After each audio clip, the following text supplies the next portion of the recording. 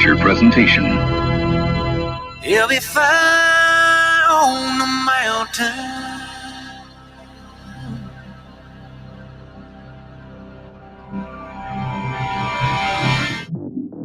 JB and Darren on the JB and Goldwater Show. Line drive right field, base hit. South Carolina wins the College World Series. Watson, touchdown. Hunter Renfrow. He got him, and it's all over. Coastal Carolina rules the roost. They win the championship. And South Carolina has won the national championship.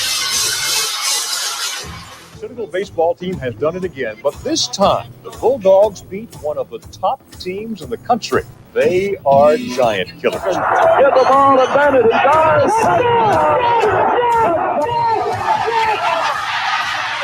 Gamecocks are in the Final Four.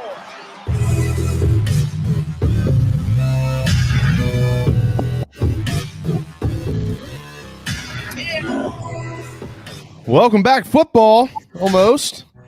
Greetings and a good Monday afternoon, and welcome aboard the JB and Goldwater Show, live, loud, and online, and driven by our friends and yours at Stokes Volkswagen. Find them at stokesvw.com. Find us on the JB and Goldwater app. Download that into your phone. It's free, and you can watch and listen to our program daily between 12 and 2 o'clock. And, of course, if you miss something, always go back and check us out there. Also at jbandgoldwatershow.com, across all social media platforms at JB and Goldwater, individually at Sports Media JB, and at Darren Goldwater. 843-321-8893 is our phone number. It is also our text line. It is available. You can always send us a message on Twitter, Facebook, YouTube, wherever you'd like to. We'll make it a part of our program, just like Clint has already done today. It is July the 19th, and believe it or not, we will start to really crank it up for college football because SEC Media Days begins pretty much now. Greg Sankey will step to the podium in about 30 minutes. We'll pass along anything noteworthy that he has to say, and then throughout the afternoon, you'll hear from 3 head coaches in the Southeastern Conference, leading off with Dan Mullen at 1:15 Eastern, 2:40 Eastern at Orgeron from LSU, and then at 4 o'clock, there is Shane Beamer from South Carolina. We got plenty on that. We're going to get to Wes Mitchell at 12:30 on some storylines for South Carolina. Some roster notes and updated rosters also been made available to us over the weekend by Steve Fink. Thanks, Steve. And we've got Mike Yuba at 1 o'clock today as well with Watch Fox in Columbia. Plenty to get to with him from the South Carolina side. He also broke some major news this morning for Clemson involving a new staff member. It's a former quarterback. You may have heard his name, Taj Boyd. So we'll talk about that with him. We got plenty of SEC stuff to get to. We're going to get to Colin Morikawa, some baseball notes for the Gamecocks. The Olympics start this week, Darren. So, yeah, it's the middle of July, but there is plenty on the sports agenda, and we're happy to certainly deliver all that to you, and hopefully you'll stick around with us throughout the next couple of hours. We have a lot to get to in SEC country. Hey, man. The best thing about media days to me is just the fact that it shows you that you're closer to football season. You're not going to get a ton of great information out of it. You're going to get a couple of, firestorm type storylines because someone upset somebody. But for the most part, it's talking season, right? That's all it is. But it's a chance at least to feel normal again a little bit because this was not here last year. And now we're just a little bit closer to football. I'll say this, a shout out to Hobcaw Brewery. First time I've been there. It is not too far from my house. There is one TV inside the brewery's main room, and it's owned by a Nationals fan. So we go there for a birthday party yesterday, and he's got the MLB TV feed of the Nats, and they won for the first time in 11 games because he had it on TV.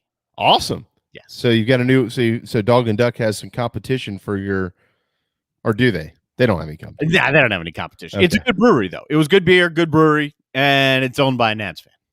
Well, what more can you want? What more can you want, or what more can I want? What more can anybody want? Who are you asking? I mean, that's a Sunday for you. Yeah, that's right.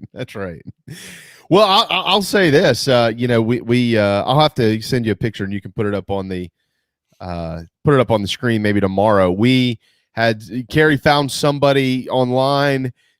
This was totally off our radar. We were not in the market for one of these in any way, shape, or form, but we are now the rightful owners of a 10-foot high, 20-foot wide backyard water park. That's fantastic. I'll have to send you the photo, and you can pop it up. Yes. I went and picked it up brand new yesterday morning for a quarter of the price of what it usually goes for. It's kind of a long story, but this lady bought it, and her parents gave her one, and whatever. So yeah, you just plug it into the blower, and the thing pops up like you rent one of the. It's literally a jump castle water park. That's pretty awesome. It's pretty awesome. Yeah, that's going to keep them busy for a while. Yeah, they were on it yesterday. So yes, it will keep them busy for a while. Much like football now will pretty much, Darren, keep us busy for a while as well. Before we get there, real quick, congratulations, obviously, to Colin Morikawa. What a performance, 15 under, 2 shots ahead of Jordan Spieth, a pair of Americans at the top, and that closes out championship season, or major season, I guess you could say, on the for the pros. But Colin Morikawa, man, there's all types of records he's breaking. 4 rounds in the 60s, over $2 million in winnings this weekend. He's because of his early success in his career being mentioned with Tiger Woods and a couple of other elite names out there. So that was really neat to see, and it was over by about 2:00 yesterday afternoon, and so that was kind of cool as well. But yeah, it was a great weekend for American golf over in England. Morikawa hasn't putted well at all, right? That's been his Achilles heel. As good and consistent as he's been, he entered the week 124th in shots gained on the green, and he was the best putter at the Open this week. And Jason Sobel put it best. He put it out there a couple different times. It's tough for Jordan Spieth to beat Morikawa when Morikawa is putting and acting around the greens like Jordan Spieth. He joins only Tiger Woods. That's it.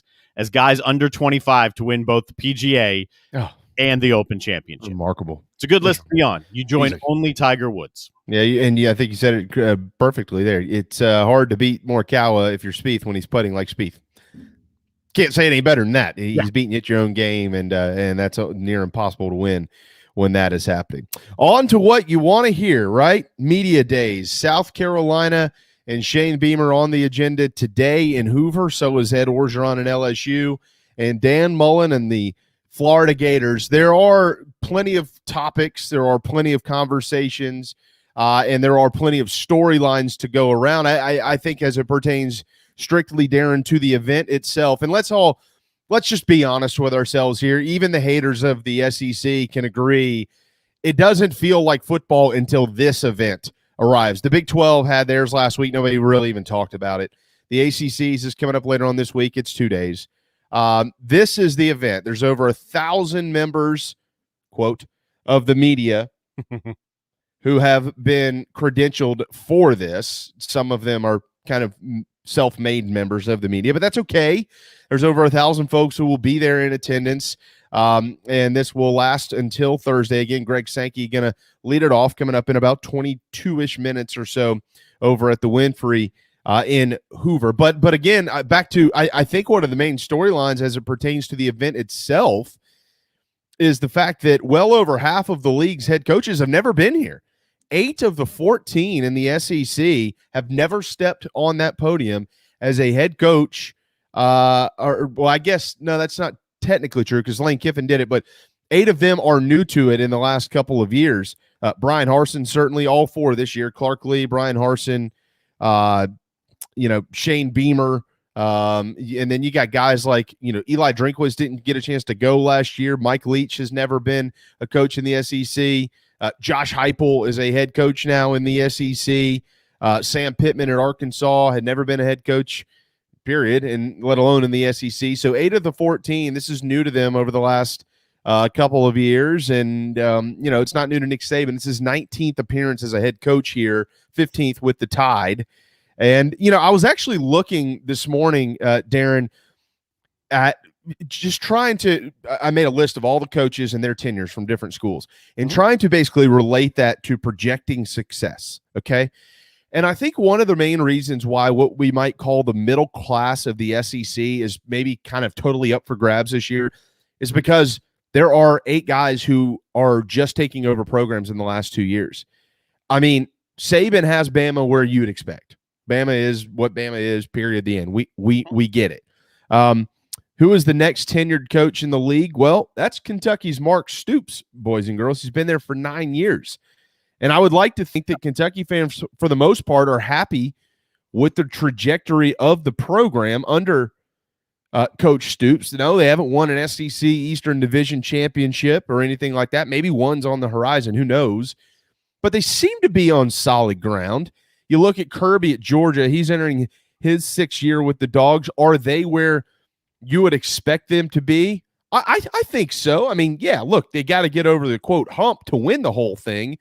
But let's face it, Darren. I mean, they're one of the faces of college football. They're certainly one of the 2 faces of the SEC. And their expectations are to be in the college football playoffs. So, by and large, this is not a program that under Kirby Smart after 6 years is failing.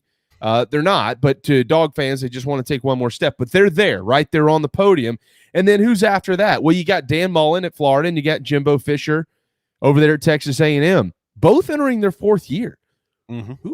Who has more pressure? Dan Mullen has won an Eastern Division championship already. Jimbo Fisher has not won a division championship in the West. Bama and LSU have done that over the last few years, and this year he's not expected to either. Maybe they upset Alabama and pull a shocker there. But it appears, even though without a title to his name, and they were knocking on the door last year of the college football playoff, there's probably a little bit more pressure on Dan Mullen for a multitude of reasons. And then guess what? Everybody else is first and second year coaches. So you expect those guys at the top, Georgia and Bama, but man, they're and then you kind of expect, all right, yeah, Florida and A&M based on the tenures of the staff. Everybody else, it's kind of like, I don't know. We'll see. We can predict 6, 7, 5 wins, whatever we want to do, but we all know that it's never going to work out the way we predicted. And the blue collar part of this league could once again kind of be a jumbled mess.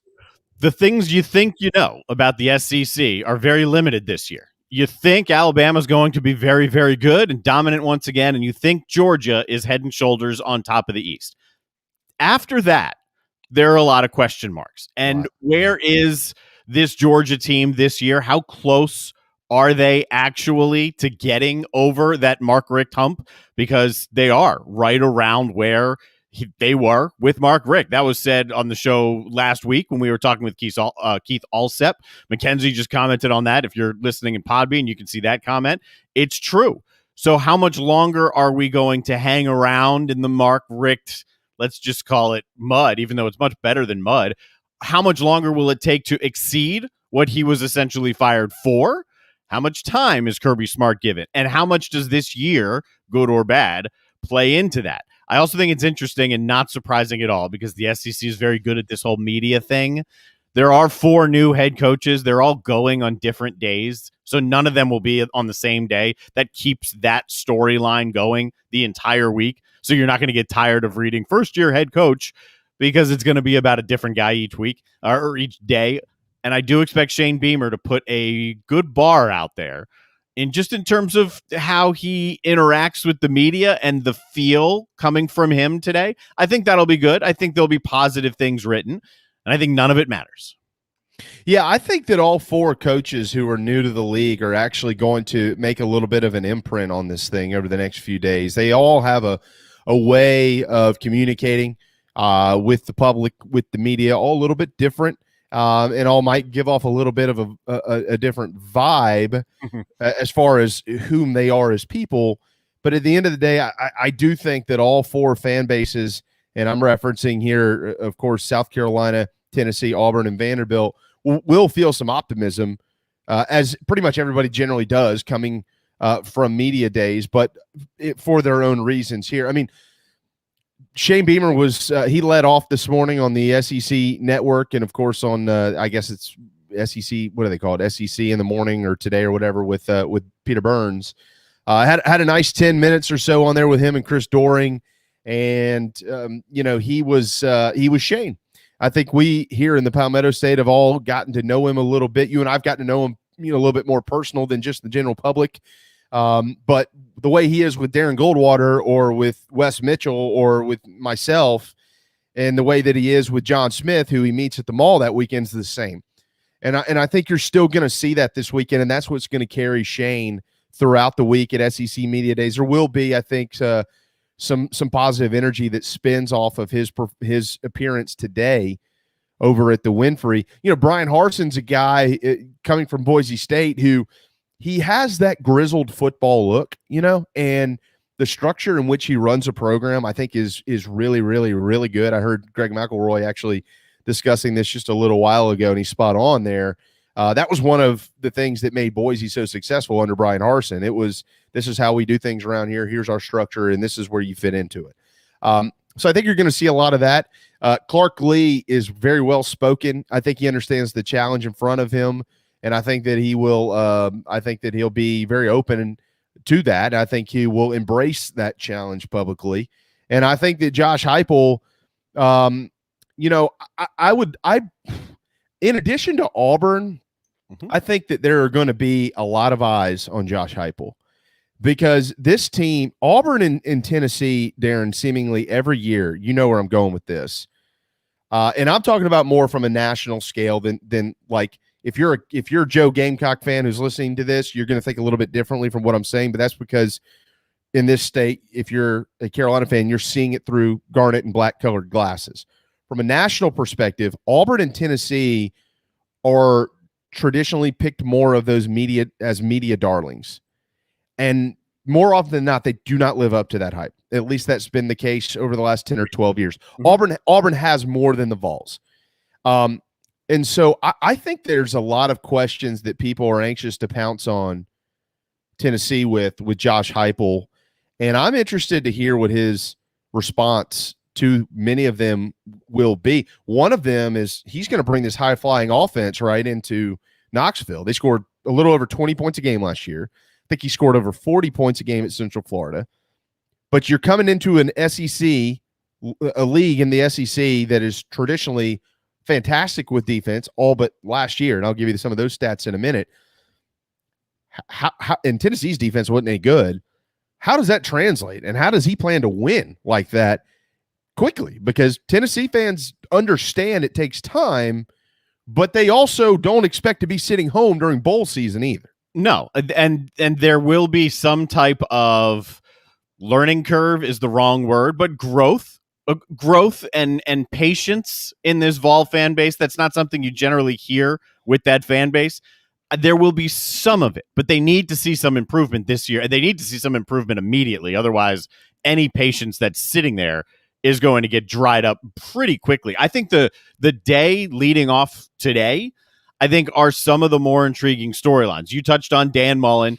If they're not competing with Georgia, right? If they're not at the end of the year within a game or two, win this one, maybe they drop that one, and maybe the SEC East is up for grabs. How is Dan Mullen going to be viewed down in Gainesville if that's not the case? And there's absolutely no, at least, thought that that's a guarantee, not even close.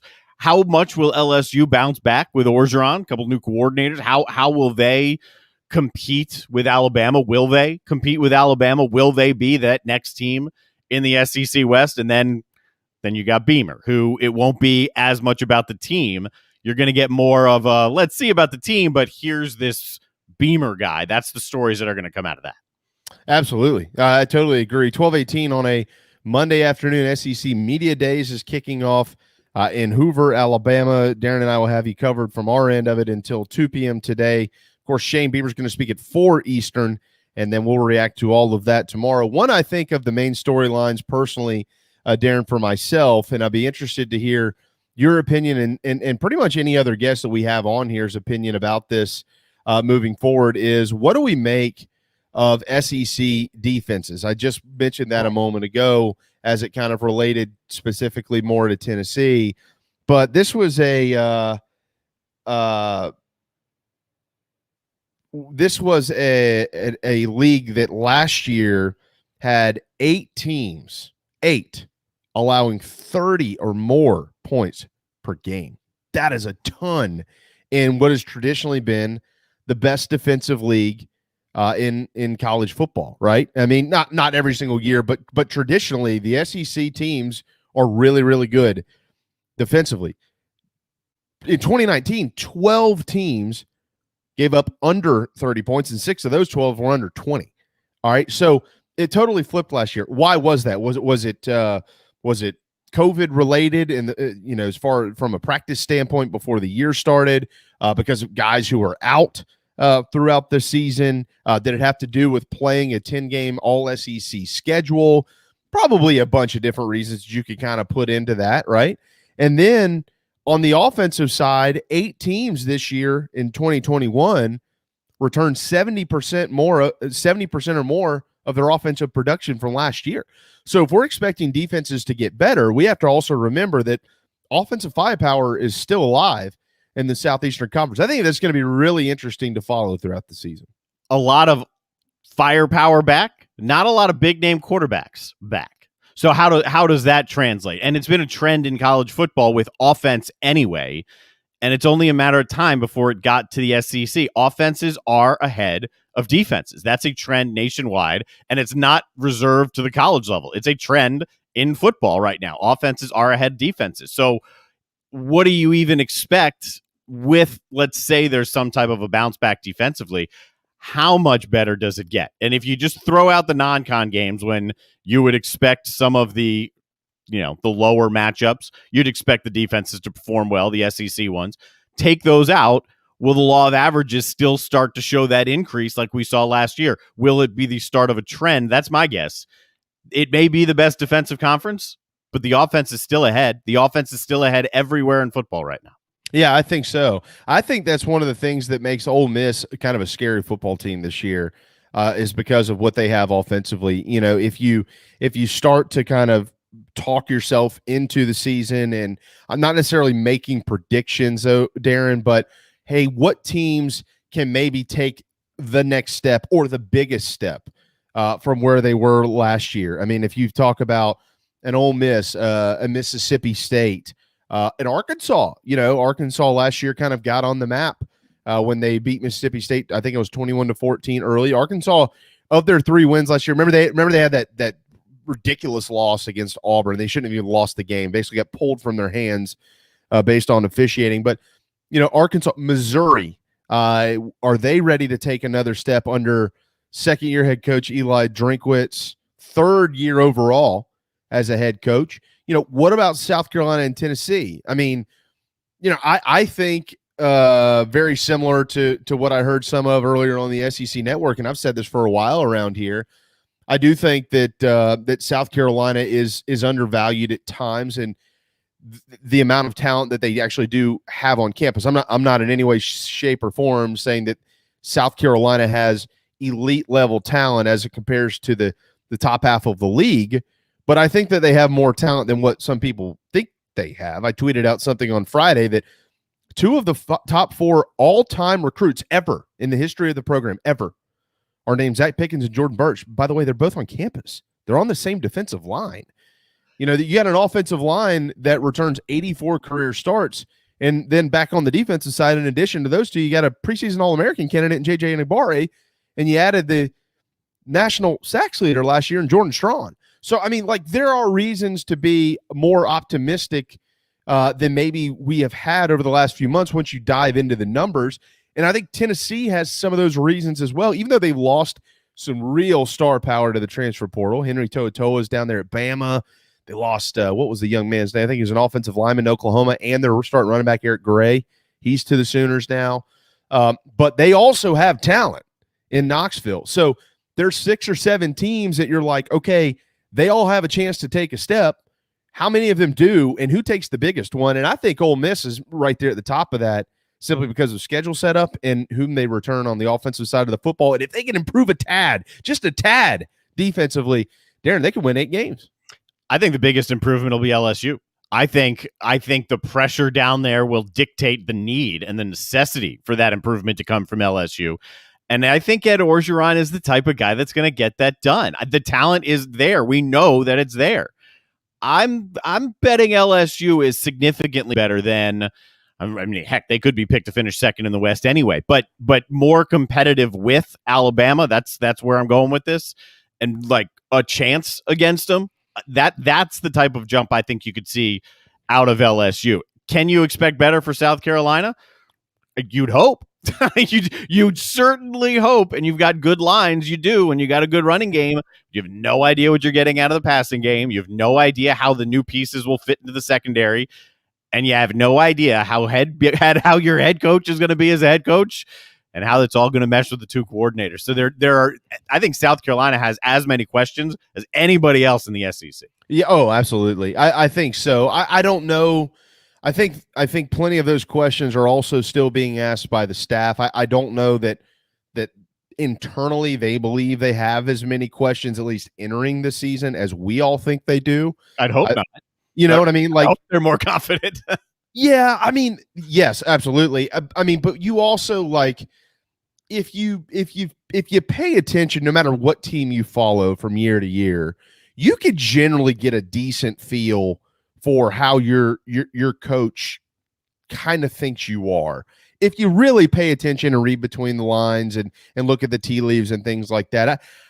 I think that Shane Beamer has been cautiously optimistic publicly and trying to remind people, we have some players here. I think where he's cautiously optimistic is, or is it going to click or not? You know what I mean? And when does that happen? Is that in game one, which generally it's not?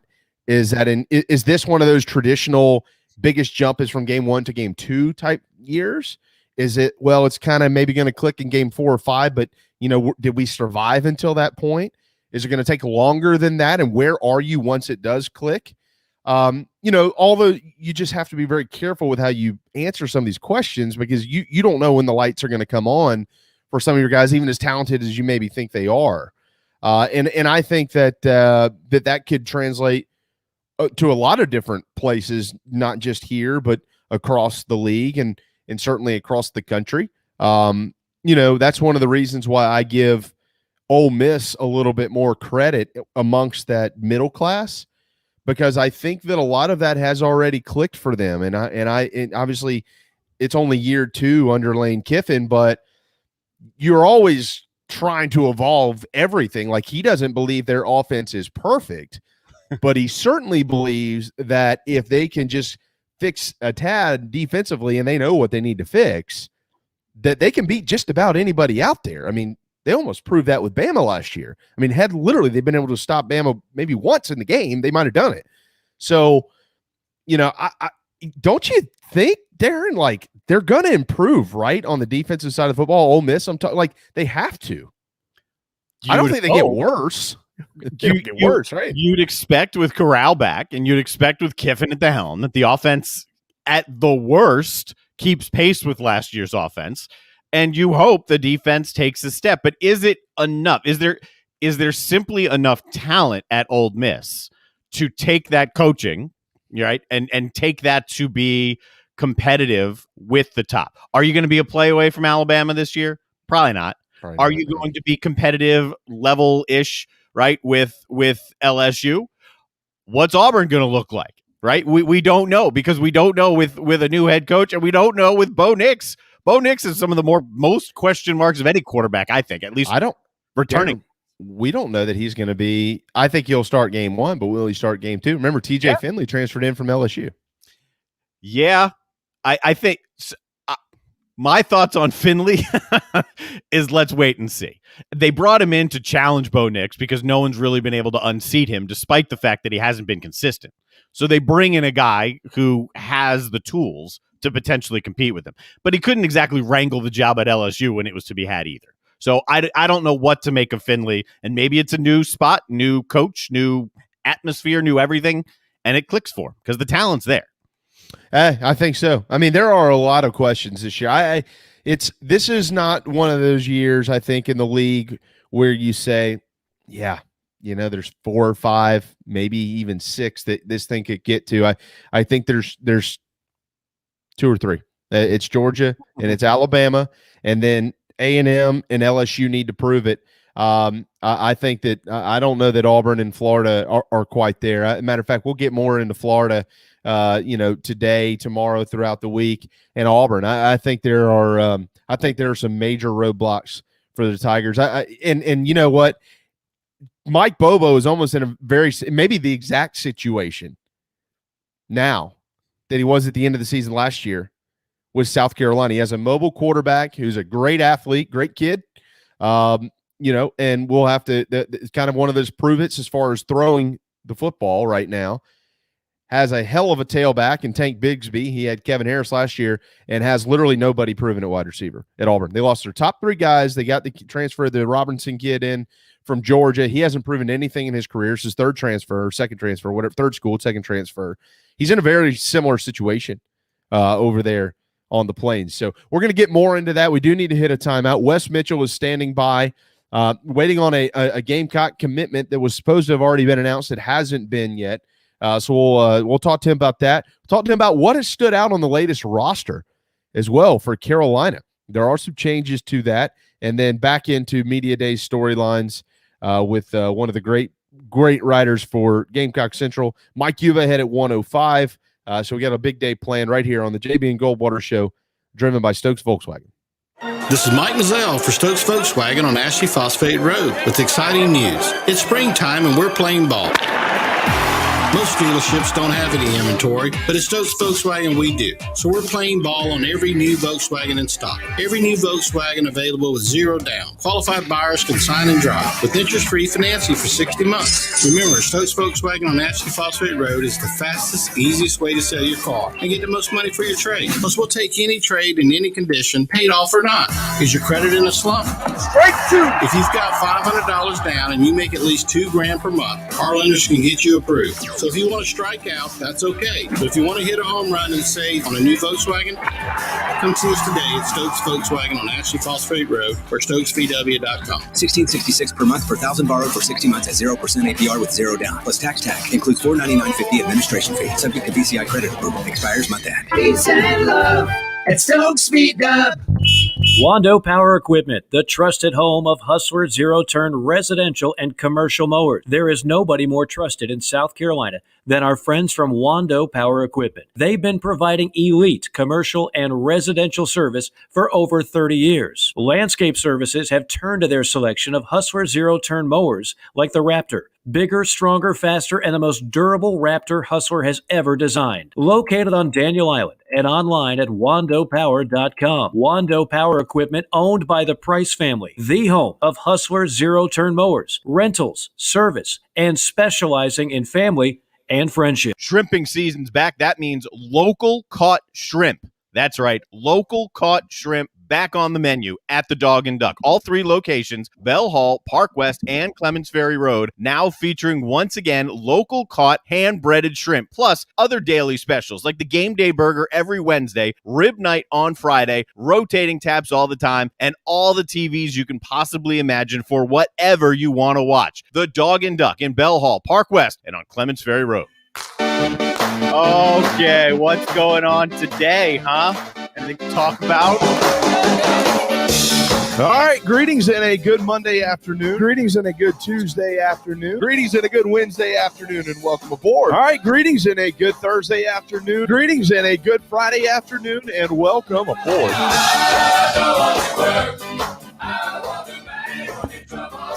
12:33 Monday afternoon. Welcome back to the JB and Goldwater Show, driven by Stokes Volkswagen, StokesVW.com. Mike Yuva ahead at 105. He broke the Taj Boyd news this morning for Clemson, so that will be part of our conversation in just a little bit. SEC Media Days returns for the first time in 2 years to a live audience from the Winfrey in Hoover, Alabama. None of us 3 are there, though, including the handsome gentleman on the top left corner of your screen. If you're watching, if you're not, just picture him being handsome in the top left corner of your screen. That's Wes Mitchell with Gamecock Central. What's up, man? Hey, what's up, guys? How's it going? Well, we're all living the dream around here. It's this is the day, right? We know it's July. We know that there's even another month after this. It's called August, where they just practice and then they start playing games.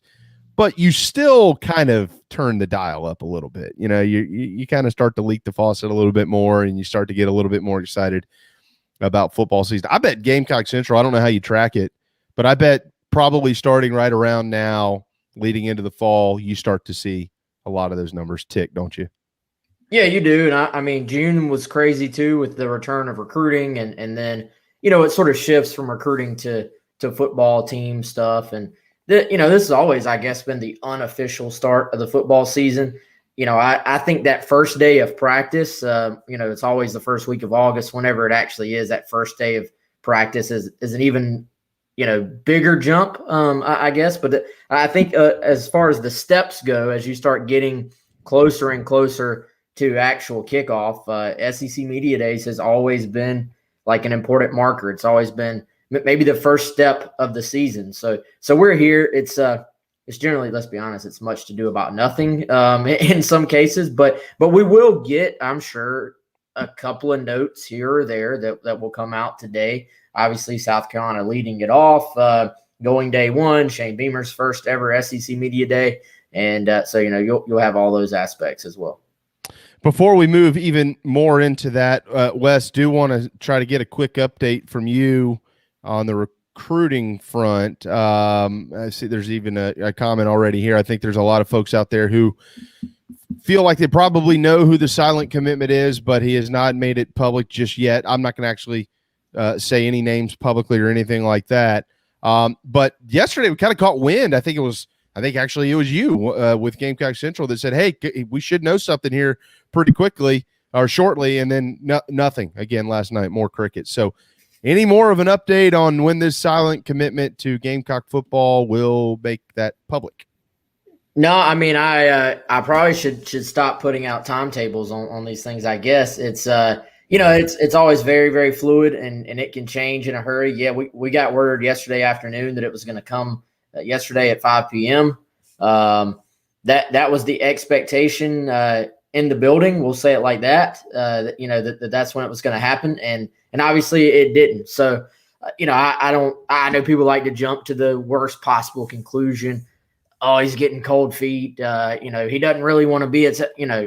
You can jump to the conclusions all you want. We haven't been given any indication that's the case. This really has just been a logistical matter, I think. And again, when it's out there, when it's official, South Carolina fans will be very, very happy. But and I understand being dialed into recruiting and being excited about recruiting. People that get very excited about recruiting also are going to get very upset about recruiting at times. That's part of it. But I would just say, everybody hang tight. Remember what it was like when you were in high school. Did you make it on time? Did you make the curfew every night? Were you a punctual person? Most of us probably were not. And sometimes things are out of your hands. So in the case of doing an announcement, it's not really always in the kids' hands. And the other part, hey, it's idiots like me who have put out the timetable. It's not like the kid himself has been like, hey guys, I'm putting something out right now, and then he doesn't. So let's show him a little grace and back away, calm down. You'll be very happy once it is public. And I've got like 7 content items that I'm just ready to hit publish on as soon as it does. So we'll have that ready. But hasn't it already happened a couple of times this year? And I don't know if that's the case right now or not, but where simple technology has caused some delay in some announcements, even nationwide, like putting out a video release or a graphic is slowed for whatever reason. I mean, something is silly, dumb, however you want to put it, as that. Yeah, it happens across the country. And, here's the thing. If you're a South Carolina fan, you're not following that, hey, Texas A&M's guy had a delay or Oklahoma's guy. You don't care. You're not following those things. But when it happens to you, you're like, oh, this only happens to us. Guys, it's okay. It's cool. I promise it's going to be all right. But we're just going to sit tight on this one. Even if I get it another time, I don't think I'm going to put it out. I kind of regret putting this one out, but I got some pressure because it was put out elsewhere too. And I had a couple of members be like, well, why am I reading this elsewhere? And I'm like, well, I have that time as well. We're just sort of going to let it play out. But so it's like, do you put it out there when it could change, or do you not put it out there? And then people are like, well, why didn't you tell me? You heard that. Why didn't you tell me? So there's always decisions there. But yeah, everybody chill. It's going to be fine. Well, maybe folks can take this week to focus on the guys that are on the team with media days. I mean, that's what Shane's going to do today. A lot of I know that recruiting will come up with him, but I think Shane's also going to try to make people remind folks that there are actually some talented dudes that play football in South Carolina. Let me get this out real quick. Greg Sankey is addressing the media, and we're kind of monitoring anything noteworthy that he has to say. I would say this is pretty noteworthy, especially if you're in the wedding planning business. Greg Sankey says that within 3 years, guys and gals, the Southeastern Conference will be able to announce football kickoff times months in advance. I wonder if that is like just a couple of games or select games throughout the year, or if they're just going to announce the whole schedule and it's just going to be what it is, where it is. That's kind of an intriguing statement, is it not? It is. I thought you were actually going to say that they were going to start to allow weddings on the 50-yard line during that would actually be a smart idea. Rent the venue, rent the facility. I'd get married at Williams-Brice Stadium in a hurry. There are a lot of I mean, honestly, ladies, like if you want your man to hurry up and put the ring on the finger, like this might be good for you there. But that would be nice. I think we all like to be able to maybe plan ahead a little bit on these games. So if they're able to do that would be pretty cool, I think. Everyone's looking for new ways to make money. Drake had a private dinner on the third baseline right outside the dugout at Dodger Stadium during an away game or the All-Star break or something. I mean, like white tablecloth, a bar set up in the corner. Do it at the 50-yard line. I'm down. I don't know if anybody's going to pay to be on the Nationals field, but other fields, if they can do that, I'm good with that. Hey, when you win for the first time in 11 days, the following day is a good day. I'll take it. And the weekend was pretty damn scary, but we don't have to go down that road. Yeah. Oh, yeah. We'll save it. We'll save that for the end of the show. All right. Again, we're continuing to monitor from SEC Media Day. Shane Beamer ahead at 4:00 today. Wes, real quick as well. Steve Fink released a new roster this weekend, which actually isn't the complete roster because Karan Prunty's not even on this, and probably maybe another name or two. So I'm assuming we'll probably get one more before the season starts. But there are updated numbers and weights and things like that. Heights, I guess. Did anybody grow since last year? I don't know. But, I never really get a whole lot into this unless something really stands out. And Wes, I would say that these two things do stand out probably the most to me. Edge rushers Jordan Strawn and Gilbert Edmond put on significant weight. Edmond went from 230 to 250 and Strawn 230 to 246. We all know that Luke Days had a pretty good program in place, but I think I take something that Shane said. Actually, matter of fact, Darren, on our show, maybe about a month ago or whenever that was, he said when they arrived, there's significant improvement needed in the strength and conditioning department, and a lot of that had to do with COVID and what they just couldn't do last year. And then they got these kids and just couldn't really do anything to get them going in the fall. But Wes, 25 pounds, 20 pounds on a couple of edge rushers, that's probably a pretty big deal in this league. Yeah, it really is, man. And I think Strom was a guy that came in. We all saw the results. We saw the sack numbers. But that was a question, frankly, was, is he going to be sort of an every down type player at the SEC level, or does he come in and kind of be more of like that pass rush specialist that's more of a third down type guy? And to do that, he was going to have to put on weight. And, you just didn't know because this is a kid that came in as a safety. So there's only so much weight that each individual human can put on when it comes to muscle. So I think that's a great sign for him to be able to put on that weight. Gilbert Edmond, a kid I haven't heard a ton about, as far as inside the program, but always a good sign there. He was a kid South Carolina signed sort of as a linebacker, but he actually played most of his ball in high school at defensive end, but it was believed he was too small to sort of be that Power 5 SEC edge rusher by a lot of teams. So the fact that he is now at that size actually probably bodes pretty well for him if you want to start looking down the road as far as maybe his chances to contribute, a year or two down the road. But yeah, that's I'll tell you another guy, Tonka Hemingway. Guys, I have heard, and I'm going to put together some more team notes. I should have probably put this stuff out already, but Tonka has had a fantastic offseason. Like he's a guy I really suspect, when Beamer starts talking today, I don't know if he'll be brought up. He may be, but once the assistant coaches start talking at the start of camp. I believe Tonka is going to be a guy that you hear a lot about going into the beginning of that preseason camp because he's had an outstanding offseason. I think he probably pushes for a starting job on the interior of this defensive line where you're going to have some really good competition for the starting spots. So that's a good sign for him. He's up to true defensive tackle size.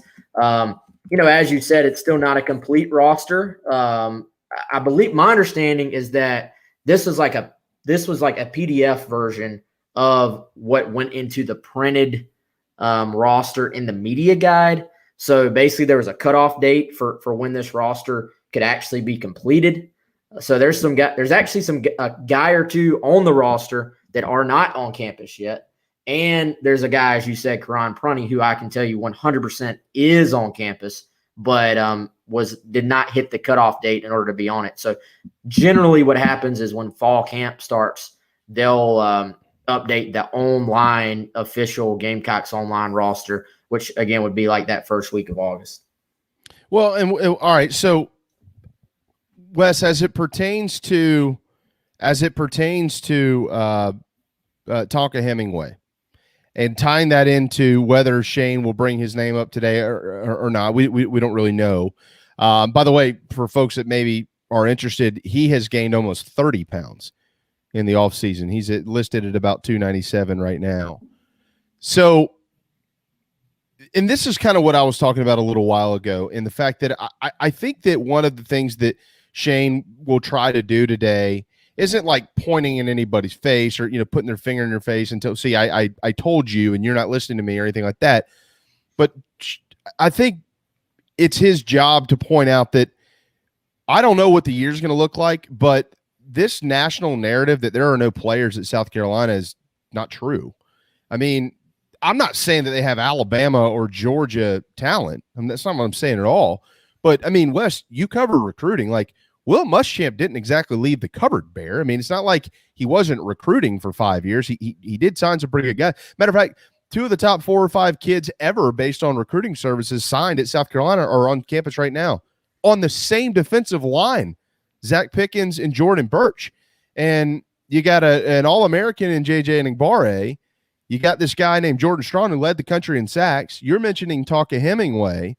So this is a perfect opportunity today to say, hey, look, yeah, we're not where we want to be, and who knows how well we play this year, but those guys in that group, there's 84 starts returning on the offensive line. Like, we're not bad in the trenches. We just have to try to put it together. Yeah, it'll be interesting to see if Beamer, one thing I've noticed is he doesn't really single out individuals a ton. He is very much about the team mantra. And I'll be curious to see, does he take this sort of underdog, team first, kind of we're going to prove it on the field? Because, I mean, you're talking about a team, that's won 2 games last year, 4 games the year before. So they're going to be picked to finish 6th out of 7 in the SEC East ahead of Vandy, and that'll be that. So do you build up that side of it and sort of team, or do you come in and say, look, I've got Kevin Harris. I've got one of the best backs that doesn't get as much credit as he deserves. And I've got Marshawn Lloyd coming into my backfield. I've got the defensive line that you just laid out there. Does he sort of go into more of a build-up type mindset as well? And you know what? This is an opportunity. This is an early opportunity for Beamer to maybe gain a couple of believers from this group of SEC media folks that probably, frankly, doesn't know a ton about him as a person and as a head coach. So I think it's an opportunity from that standpoint, but I'll be curious with Beamer, he's going to be well organized and that he's going to go up there with a plan. So I'm curious to see, is the plan more of like the Lou Holtz, just build everything up and as far as opponents and focus on team, or is it, hey, I've got some guys people don't give credit to and I'm going to go back them right now? I don't know what that answer will be, but that's maybe one of my most interesting storylines going into this afternoon is what approach he's going to take as far as that goes. It is. Spurrier was always just very basic. Well, it is what it is. Man, we weren't very good last year, but this year we're going to try to be better. Things like that. And, Muschamp, Wes, I mean, correct me where I'm wrong. I'm trying to remember all of them, but you always felt like when Will spoke about the program that, hey, they're pretty good. We'll based on what Will's saying here, they got a chance to be pretty good. And, they weren't.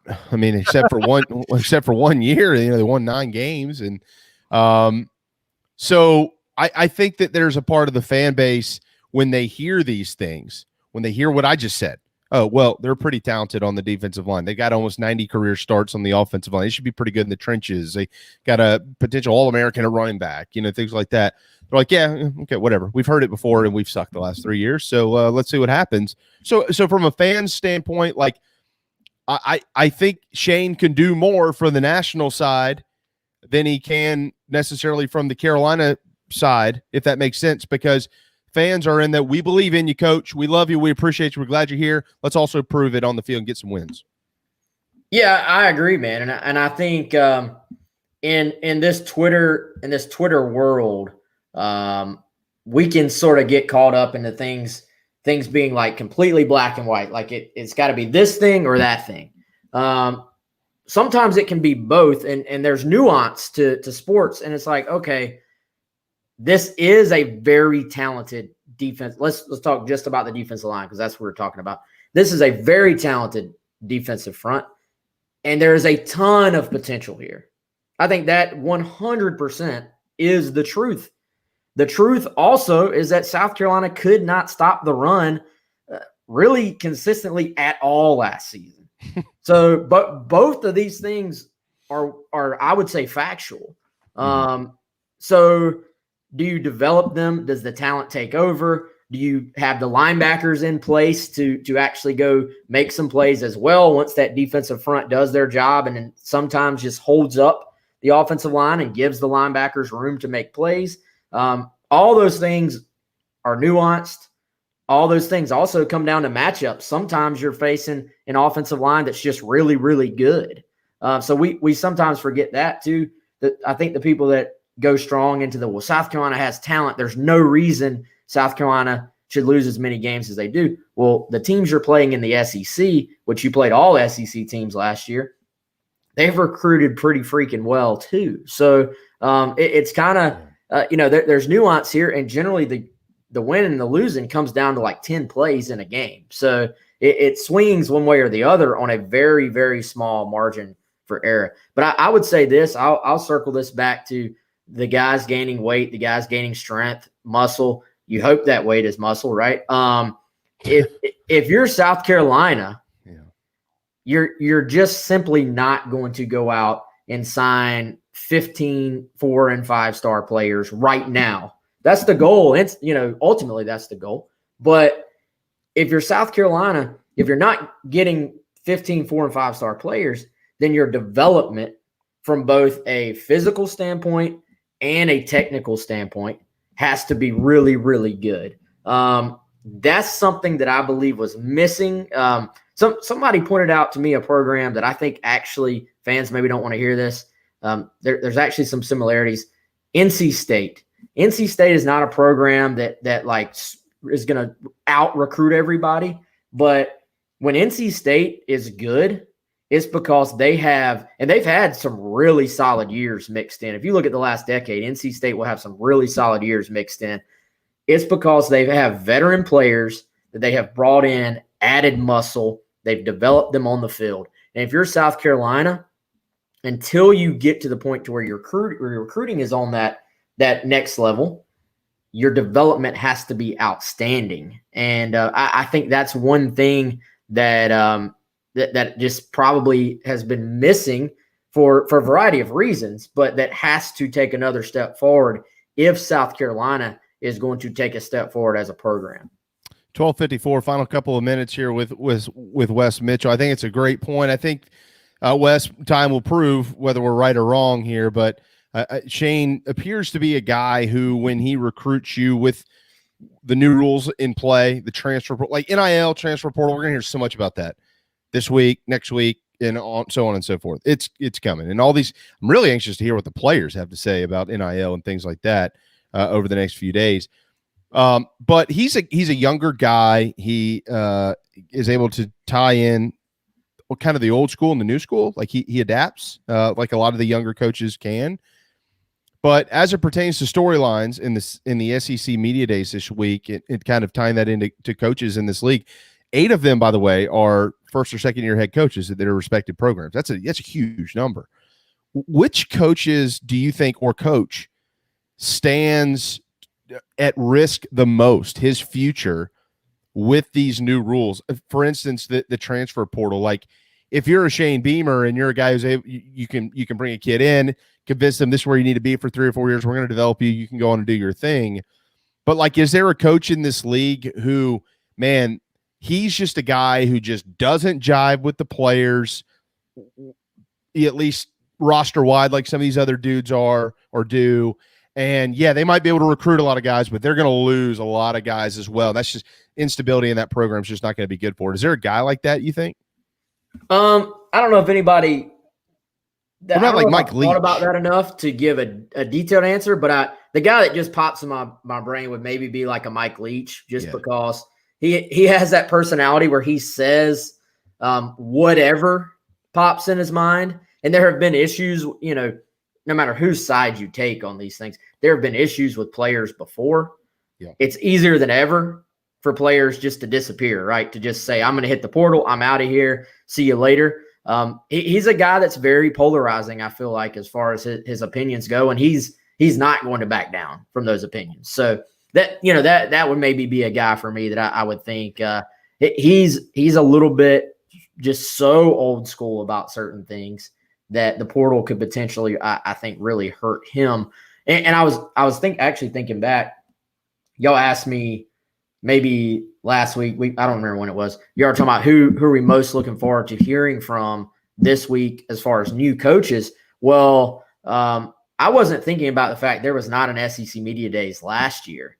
So, I mean, Lane Kiffin, Mike Leach, these are guys that we really haven't heard much from as far as an SEC Media Days setting.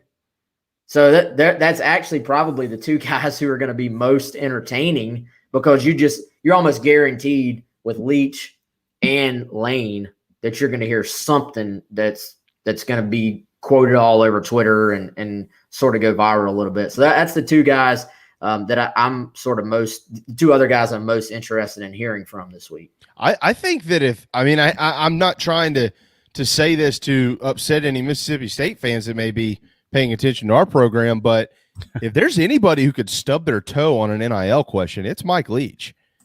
Because what you said, I don't know that he's a lot like Spurrier, but he says it differently. It's just kind of whatever comes out. And, if he gets, and he's going to get asked about name, image, and likeness. And if there's something that comes out that isn't totally 100% pro NIL, and we all know that every coach out there isn't 100% pro NIL, but they can't say that. How does that affect Mike Leach in Mississippi State? By the way, on that note, just out of curiosity, Wes, how many quarterbacks do you think would have transferred from South Carolina or anywhere else if this transfer policy was in place when Steve Spurrier was the head coach in college football? Yeah, I was actually just thinking about that. Now, as far as NIL, Spurrier would have been very pro NIL, because he was sort of ahead of the curve on saying, look, these coaches are making all this money. The players deserve a cut as well. He was well ahead of the curve on, especially for an older guy. Like, he was very modern in his approach on that. And I think Spurrier deep down thought, hey, these coaches are all overpaid for what they're providing. But on the other side of that, yes, if there was, if you listen to some of these former players talk about just the way Spurrier could sort of grind away at them in the meeting room and in the film room and all that stuff. And it's funny, the longer a guy gets away from when he played, the more open he is as far as talking about these type of things. But some of the old Spurrier stories that the guys tell now, it would be interesting how many guys would have just been like, I'm out of here, coach, if it was as simple as making one phone call and getting yourself in the portal. I can think of 3 guys right now that I know personally. Well, one did leave. Well, just with the difference in how kids are today too, and the ability to transfer whenever you really want to, and then your coach benches you. I mean, yeah. I mean, it depends with the way kids are now. If kids were then the way they are now, you'd probably see a lot. No doubt. Right. And I mean, it would be very interesting to see how Steve Spurrier would fit in our current modern college football, because there would be certain things he'd still do very well, but there would be certain things I feel like he would probably struggle with. Well, we know that Colin is just, dancing around the mountains this week. What a great time for vacation. Are you kidding me, Colin? What's your deal, man? I'm just kidding. But from what I understand, you and Chris and Will Helms and your staff at Gamecock Central can probably manage without him for a few days. So that's good to hear. What will we be paying attention to over the next few days with media days in play and a commitment on the horizon? Gamecock baseball's got some changes going on over at Gamecock Central. Yeah, Will Helms is actually he is in Hoover, so he's doing like the on the ground stuff. We'll have videos, notes, quotes, all the stuff for media day. Of course, as soon as the recruit wants to reveal himself, we'll hit publish on everything. We've had plenty of time to have ready, so all that stuff is completely ready to go. We'll just we'll hit publish and that'll be it. And maybe some announcements coming up. I think safe to say on some of maybe an event or two we're working on behind the scenes that I'm excited about. So be on the lookout for that.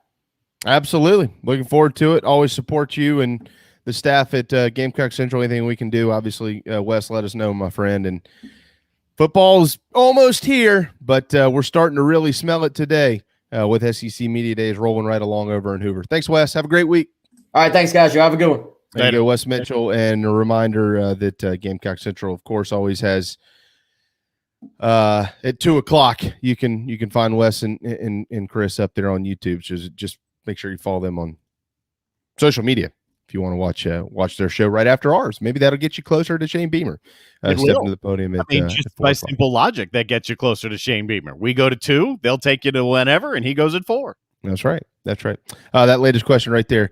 When is Beamer speaking? 4:00. 4:00 today is when Shane will officially meet with the media. And then I think at 5:05, I believe, he will be on with Paul Feinbaum as well, nationally. Newly extended. There was a thought Feinbaum could be going elsewhere, but newly extended, I think a 3-year deal through 2024.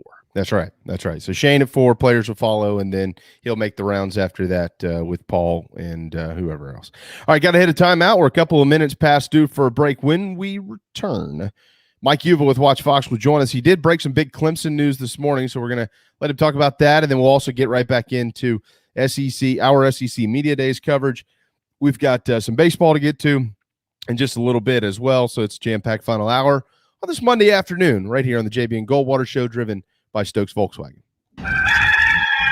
Mike Morgan here for Gamecock Traditions. Baseball is going strong. You'll want to look sharp when you cheer on your Gamecocks. Under Armour, New Era, sideline hats, all with interlocking SC Baseball logo. 18 styles of $10 tees exclusively at Gamecock Traditions. Get on that email list by going to the bottom of the page, enter your email, and always be the first to know about new items as they arrive. You can also add a little Gamecock flair with house signs, garden flags, interior and yard decorations, only at one place, Gamecock Traditions. At Patriots Point Naval and Maritime Museum, families walk in the footsteps of our nation's heroes, the brave ones who risked their lives to defend our way of life. Home to the aircraft carrier USS Yorktown, USS Laffey, and the USS Clamagore, there's more than 1 million square feet of exhibit space to roam. White Glove certified, we have several new health safety measures in place to enhance the visitor experience. Come for the day and leave feeling inspired. One of the most impressive museums in the country, located right here in Mount Pleasant. Visit patriotspoint.org for more. We'll see you soon. Bourbon and whiskey drinkers of Charleston, Paddock and Whiskey on Games Island and the Terrace Shopping Center on Maybank is your home for the finest and rarest bourbon and whiskey drinks in the Lowcountry. This is where I hang out. Go meet my friends Reed and Chris and try one of their exclusive barrel pick bourbons. They have the largest private barrel collection in the state, and let their knowledgeable staff recommend your next pour. paddockandwhiskey.com. Let not your heart be troubled. Paddock and Whiskey is here for your next double. We're all friends around here. Paddock and Whiskey, proud partners of the JB and Goldwater Show. This is Scott Glaze, head golf professional at the Links at Stono Ferry, located on the outskirts of Charleston, South Carolina. I'm inviting you to tee it up on one of the most scenic and challenging courses in the Lowcountry. Our back nine is highlighted with 3 holes that border the Intercoastal Waterway. Visit stonoferrygolf.com to book tee times and discover all that Stono Ferry has to offer. The Links at Stono Ferry is a former South Carolina Golf Course of the Year and is also home to the College of Charleston men's and women's golf teams. Come see us. We would love to have you. stonoferrygolf.com. Hi, I'm Chris Half, Public Information Officer at the Patriots Point Naval and Maritime Museum. We're home of the mighty USS Yorktown, USS Laffey, Flamagore, and Vietnam experience. And we're a proud partner of the JB and Goldwater Show. We invite you and your family to come see us and enjoy a day on Charleston Harbor. Visit patriotspoint.org for more information. And now, it is my honor to present the national anthem.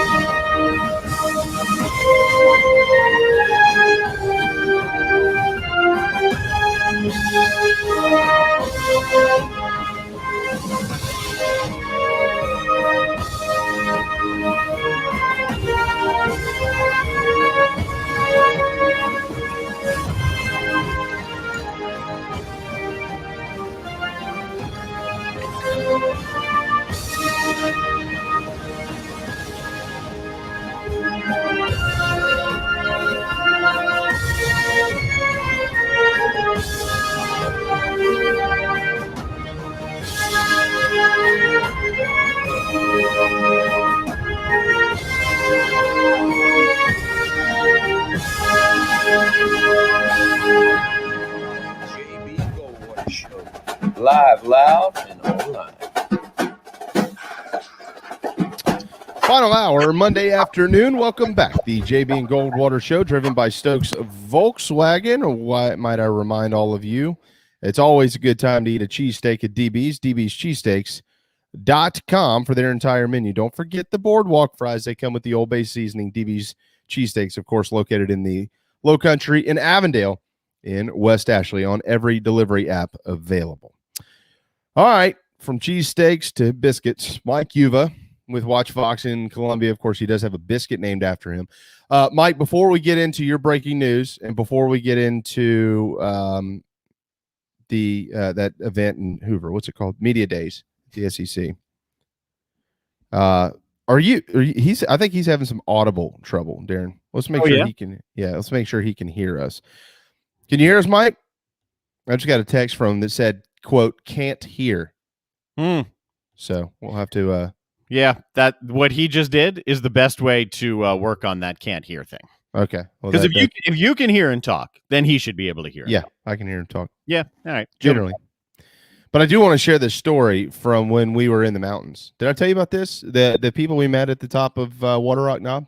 No, you only told me about the brand new water slide in your backyard. Yeah, no. So when we got to the top of Water Rock Knob last week, there was a lady there who had hiked 47 miles in 3 days, which we were almost 7,000 feet in the air. She had hiked the Land to Sea Trail is what it's called. But anyway, it was about 47 miles in 3 days. And her husband met her up there with Bojangles. And she wasn't eating the Yuva. But I told them about the Yuva. Mm-hmm. And they're actually originally from the upstate of South Carolina. And I told them, I said, yeah, I got a buddy. Anyways, kind of a long story short, created this sandwich based on a mistake that was made in the drive-through line, yada, yada, yada. It took off. And I literally was like, it's called the Yuva. Oh, yeah. Yeah, we've seen that. Mike Yuva. He's the guy at Fox in Columbia. So he was known at the very tip top, 7,000 feet in the air of a mountain in North Carolina. I thought it was pretty cool. felt like a celebrity myself, even though I was talking about a celebrity. I mean, you got a Bojangles sandwich biscuit, whatever, named after you. You should be famous at the top of mountains. That's right. Whether close to Columbia or not. That's right. That's exactly right. I thought it was a great point made by that. But I thought it was a great deal for Mike, and I thought that it was great that guy knew who Mike Yuva was based on his sandwich. And then, oh, yeah, he's a sports guy out of Columbia. All right, let me get this in real quick, too. Greg Sankey is still speaking at the podium in Hoover, and he's mentioned a couple of things. One of them is that this year, if for some reason you can't play a game due to COVID, which I think right now 6 of the 14 teams in the league are vaccinated at 80% or better. And so they feel pretty good about that. And those teams, the other ones are like, hey, we really would like you to kind of get going here if you will do it. Of course, can't force anybody to get vaccinated. But if for some reason there's a team that can't play, and there might not be limitations on the number of players for positions and things like that. They haven't gotten that far just yet. But there might be a team that says, well, we can't play because this has happened or whatever reason. That will be a forfeit. There will not be makeup games or anything, according to Greg Sankey, basically saying you've had your opportunity, and if for some reason you got to forfeit because of COVID running rampant in your program, we're not going to make that game up. That will be a forfeit to you. He's also talking about the rules in the NCAA's level, and that what they have been and what they are pertaining to pretty much everything in the sport. Any investigation ongoing, not just in football, but any other sport out there. I actually talked about the manual itself. 450 pages seems less relevant today than it ever has before, according to Greg Sankey. He also went on to say that we've got cases at the NCAA's highest level that they've been investigating programs for, again, multiple sports, multiple different things, violations, whatever it may be, that are 5 years old. He's like, we need to figure out a conclusion to these things.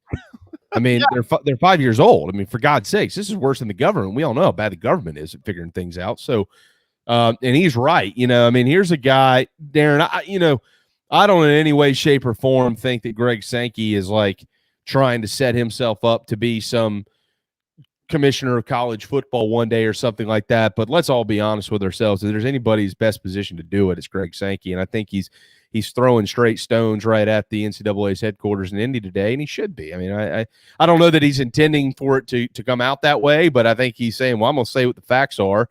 And if the NCAA takes it in the wrong way, so be it. But it is what it is. I mean, everyone's calling for to everyone. The let's say realistic folks who understand how big a problem the NCAA has is calling for some type of a czar, if you want to go that way, some type of college football head who not only has power but can act on his power, and maybe most importantly is respected by everyone that he is leading and everyone that he is guiding. If that position is one day formed, say if the Power Five breaks away and that position is formed, I think he would be candidate 1A right there at the top of the list, because he's already got every quality that you'd want. Yuva said he's trying, and we'll see. I think he's trying to restart his computer. If not, we're just going to grab him here on the phone here in 1 second.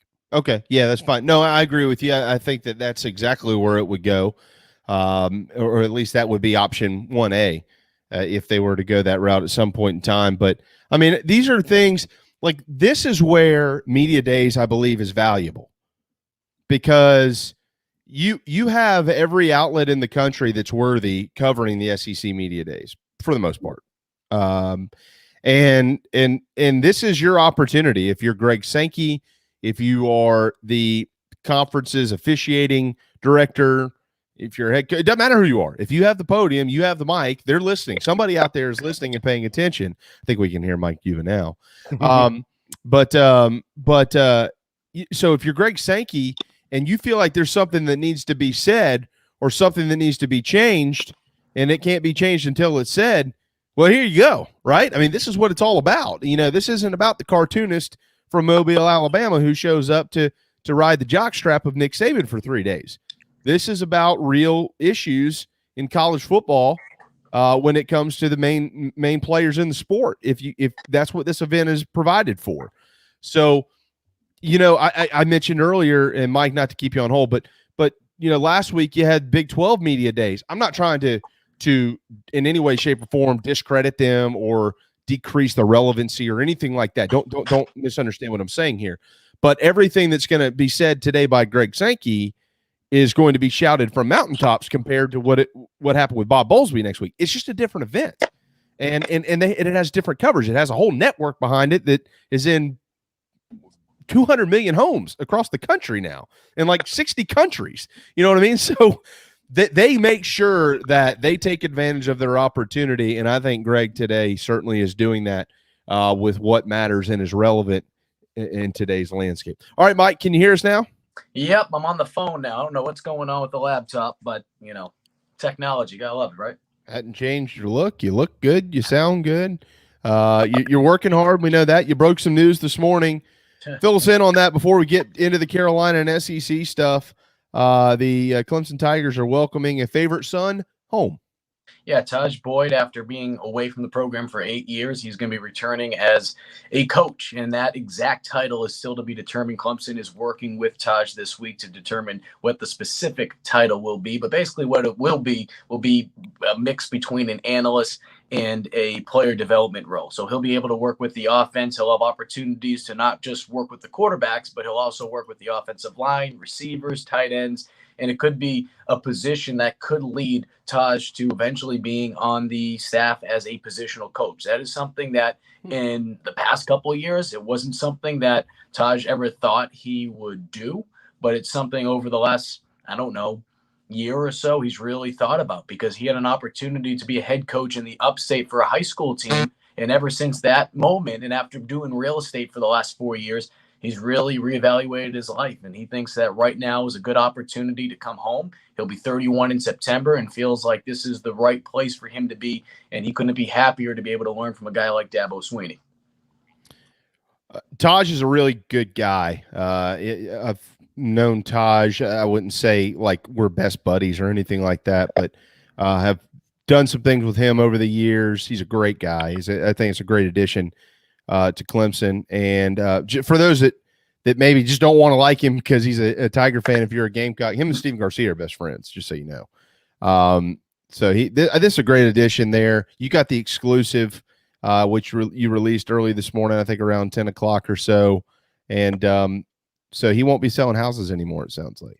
No, I think ironically, I put in my lead going back to my writing days that, here's a guy for the last couple of years, he's been selling homes, and now he has a home that was sold to him, coming back home to Clemson. So this is something that has been in the works for quite some time. I know Dabo had reached out to Taj in the past and had offered him different opportunities to join the staff in some capacity, but Taj wanted to get away from the game. And I give Taj a lot of credit, because I think one of the toughest things as athletes is when that ball does stop for you, because it will happen to everyone. It doesn't matter if you have a career like Tom Brady or if you have a career that is just like a lot of the guys that get into the league, which is it's only going to be maybe for a month or so. It might just be training camp. It might be a week or so if you just get a camp invite and you're not really even in during training camp. So the point being is this: Taj had kind of a coming to Jesus moment and recognized that he wanted to get away from the game because he was facing some identity issues. He was just like, okay, I'm a football player. Can I do anything else? And he wanted to prove to himself that he could. So that is why he got away from the game as long as he has. But he's still been very active with coaching. He has helped out numerous student athletes, whether it be youth football, high school, college. He's continued to be there. He's continued to coach. You mentioned Stephen Garcia. He's worked with Garcia. He's worked with Perry Orth during those camps. He's done his own camps, skills camps, between Columbia, Greenville, outside the state as well.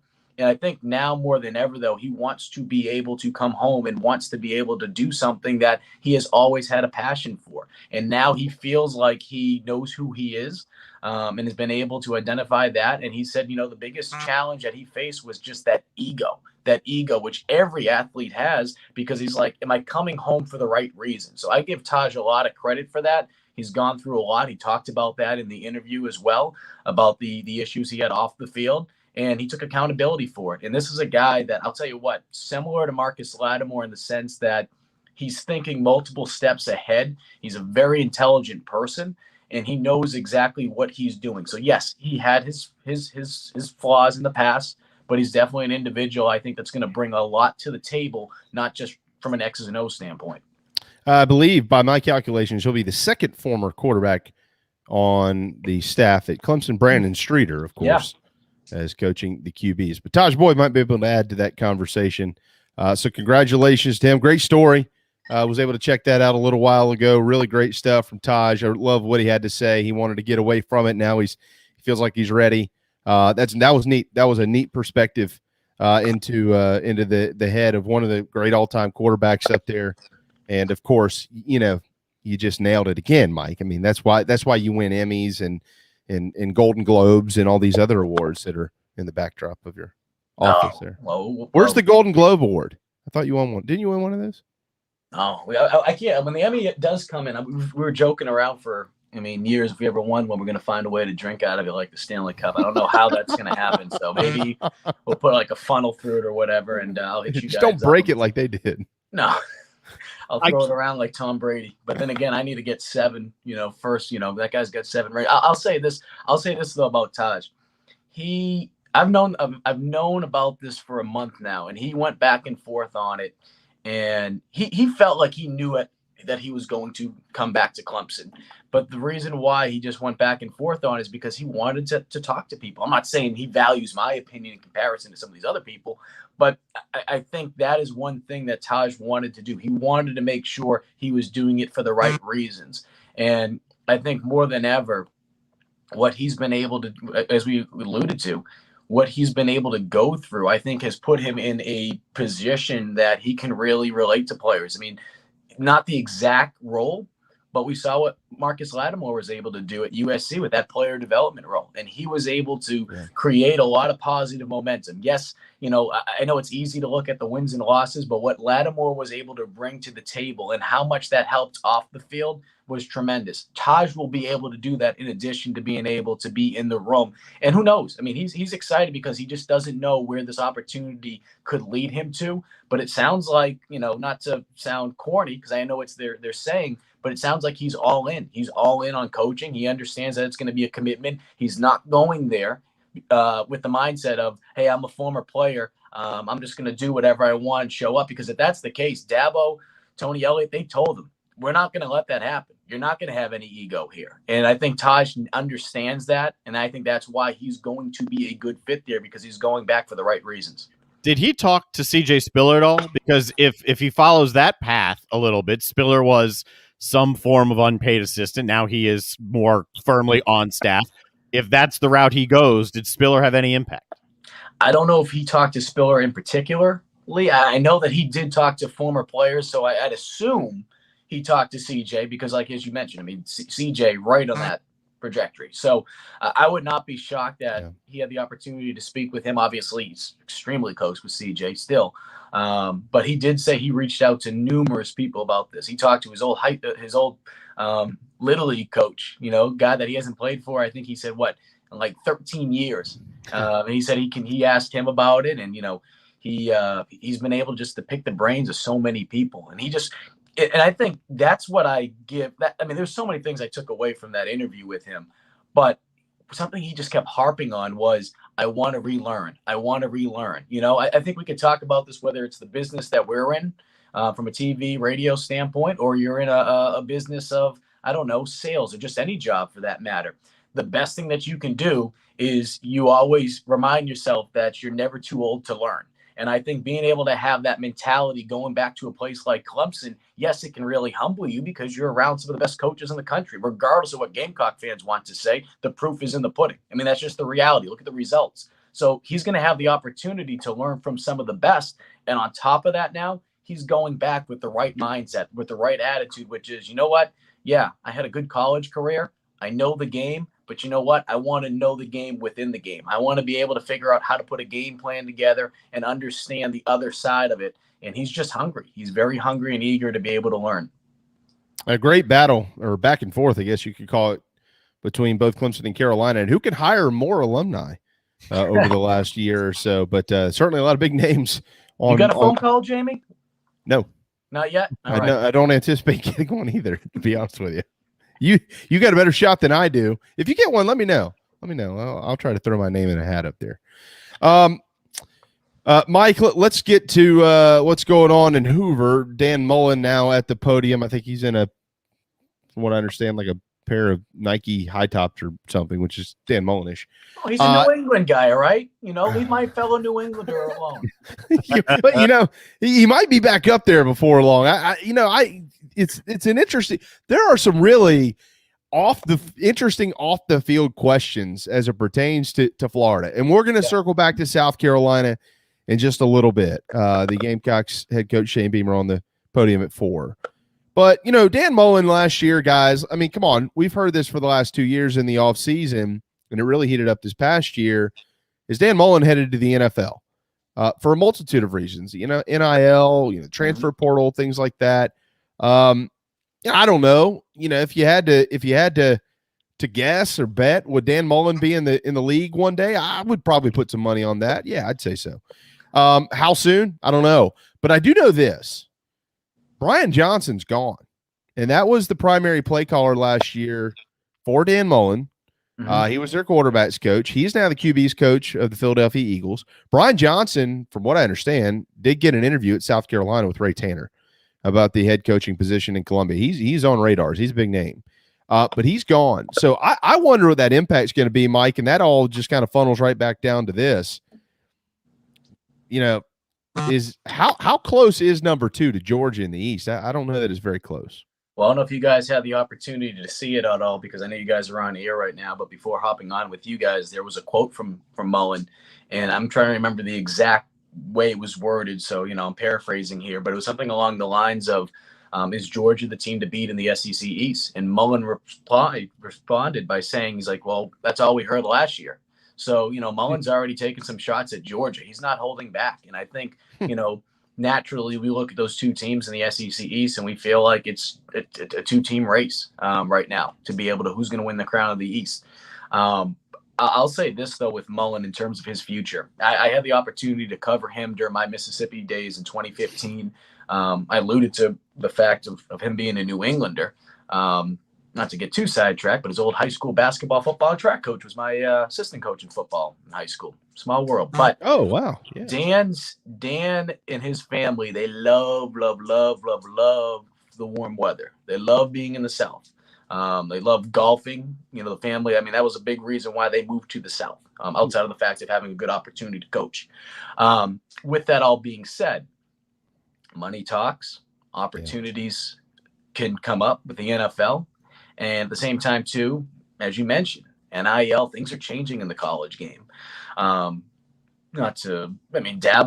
could Dabo ever go in the NFL? Maybe if things change. I mean, this could be something that we ask ourselves this question for numerous coaches.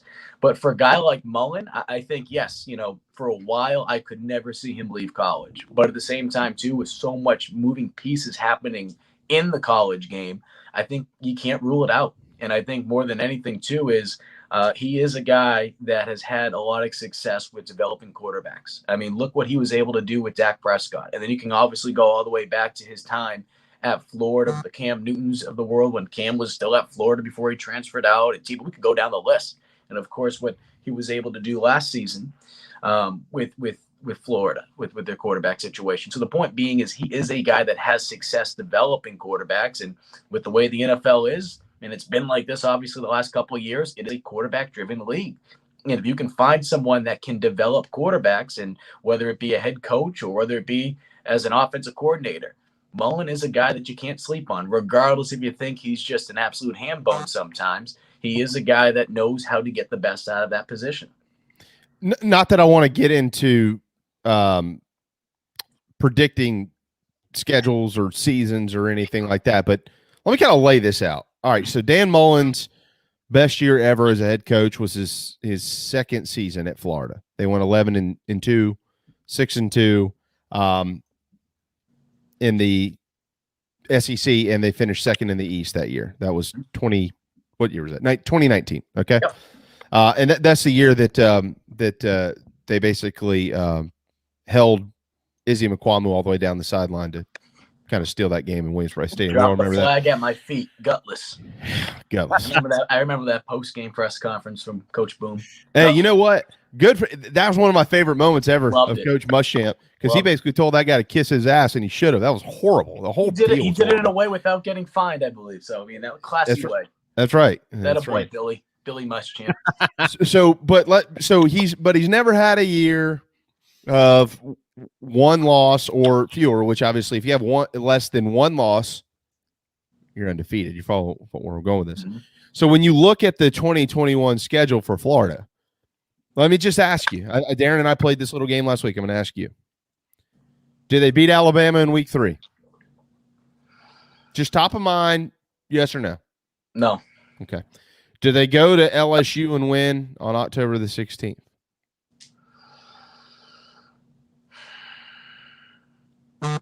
Yes. What? All right. Yep. Okay. All right. Well, okay. That's fine. We're playing the games. It's okay. Do they beat Georgia on Halloween weekend in Jacksonville? No. All right. So there's 2 losses. Does Georgia have 2 losses on the schedule? Number one. And then the other thing, though, is if you win the East with those 3 games on it, which would mean you more than likely are going to have to win 1 or 2 of those games. Yep. You're going to have to win 1 at least, if not 2. This would be Dan Mullen's best coaching job ever, guys. And with what he's lost and as bad as that defense was last year, that's a tall order.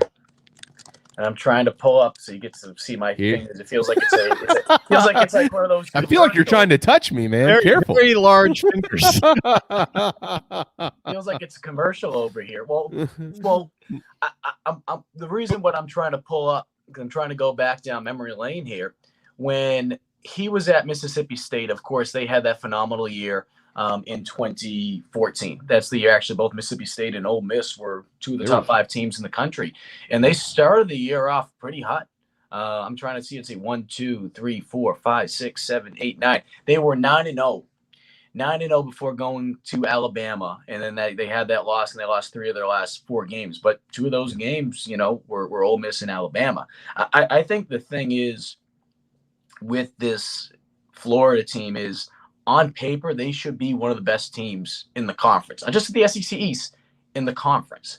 And I think the challenging part is it's apples to oranges in some regards, because you're talking about a more powerhouse team, but it's kind of been like South Carolina versus Kentucky. They just have not been able to get that monkey off their back. And that's just not just a Florida problem when it comes to teams like Alabama, but teams in the SEC East have struggled. I mean, shoot, I think every year since 2010, we keep saying the same narrative. Steven Garcia is the last quarterback to beat Alabama from the SEC East. No one has been able to figure out Alabama. So, LSU, it is difficult to win in Death Valley, but I think right now LSU just scares me.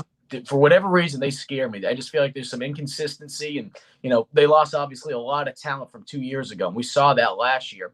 But I think more than anything is, you have to be able to find a way to win 2 of those 3 games. If you are able to win 2 of those 3 games, and of course that'd be, it goes without saying, winning the rest of your schedule. But if you're able to win 2 of those 3 games, I think you put yourself in a tremendous position to be able to play in the conference championship. And most likely you're going to have to beat Alabama again. So I think Florida is in a good spot right now, but I say all that, look at them go, I don't know, watch them have 4 losses in conference play, and we look back at this months from now and say, nice call, pal. I mean that's kind of my point here is you've got 2 sides. You've got one side is because with those 3 games there, Bama, LSU, Georgia, and LSU and Georgia are every year, but Bama's now part of it. So this season, you don't have wiggle room. Like, the wiggle room's not there, and they have 3 like really tricky road games, which is what they have every other year. Kentucky, Missouri, South Carolina, all on the road. Those are all tricky road games in this league. We all know that. Mm-hmm. I know Carolina was 2-8 last year, and this and the other. I get it, but they're all still blue collar road games that can be strange. And Florida's had their issues in Williams-Brice Stadium, pretty much not every time, but multiple times since Steve Spurrier arrived. in 2005. So you have no wiggle room with those three. My point is, if they navigate it, Dan Mullen's probably the SEC coach of the year. Yeah. And he set himself up to do whatever the hell he wants to do, whether he wants to get in the NFL, whether he wants to stick around, whatever. If he doesn't, though, Mike, if he loses all three of those games, you're talking about a best of 9-3 record. Georgia's probably at that point in time run away with the East. And the pressure on Dan Mullen is wild going into year 5 if he's back at Florida. And you go, should it be? Or is it just kind of where we are now? Is Georgia, Alabama 2.0 maybe? I think in some regards, it's, going out of conference and comparing it to something else. I think it's kind of like Jim Harbaugh with Michigan. You put yourself in a situation where the standard is just so high.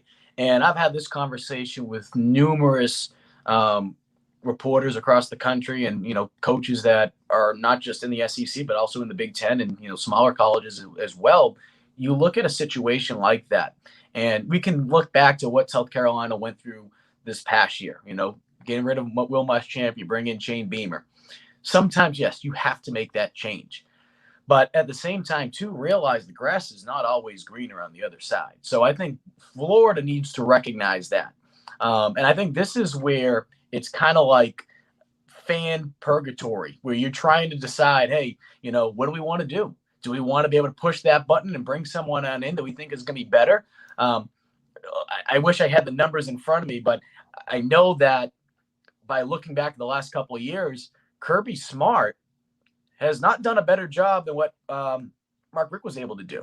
Mm-hmm. And I think that is something that just goes to show how difficult it is to, number one, be able to get to a point where it's somewhat towards the top, whether it just be in the SEC East, of course, the SEC as a whole, but to not only get there, but to stay there.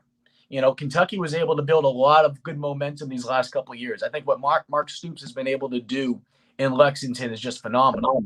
But they're also going up against some of the best teams in the country, and it's the teams that are always at the top towards the SEC East. South Carolina obviously is in that mix as well. They're trying to do the exact same thing as Kentucky and be able to get back to that top. So I think more than anything, what you got to ask yourself is, do we feel good about where we are right now?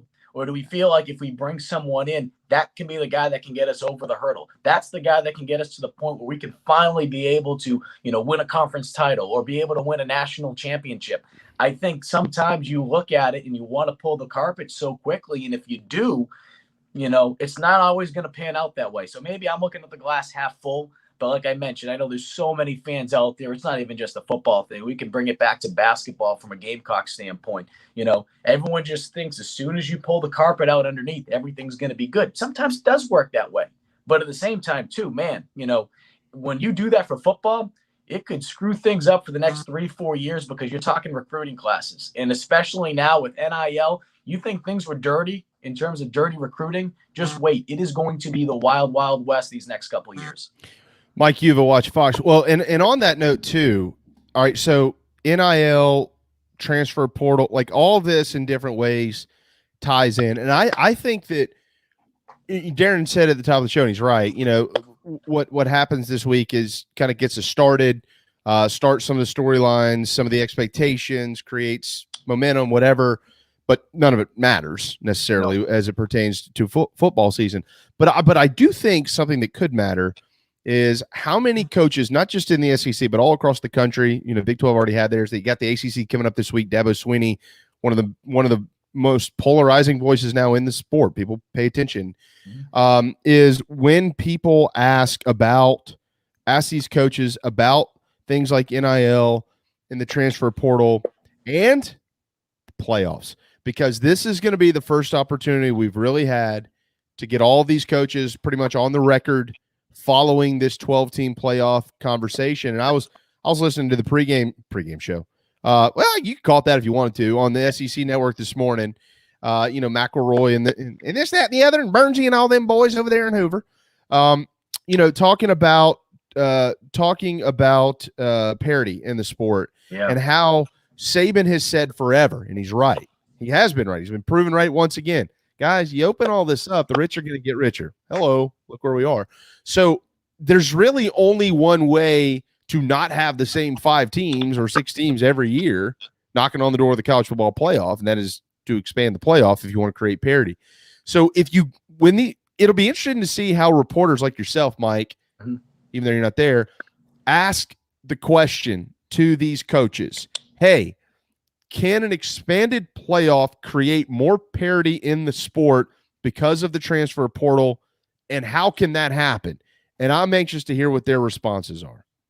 And I think you're going to hear a lot of good answers. I don't think you're going to see people dodge that question. And I'm not saying that it's going to come across phony, but this is something where you have to come across as authentic, at least I don't want to say all these coaches are car salesmen, but I mean, used car salesmen, but a lot of them are.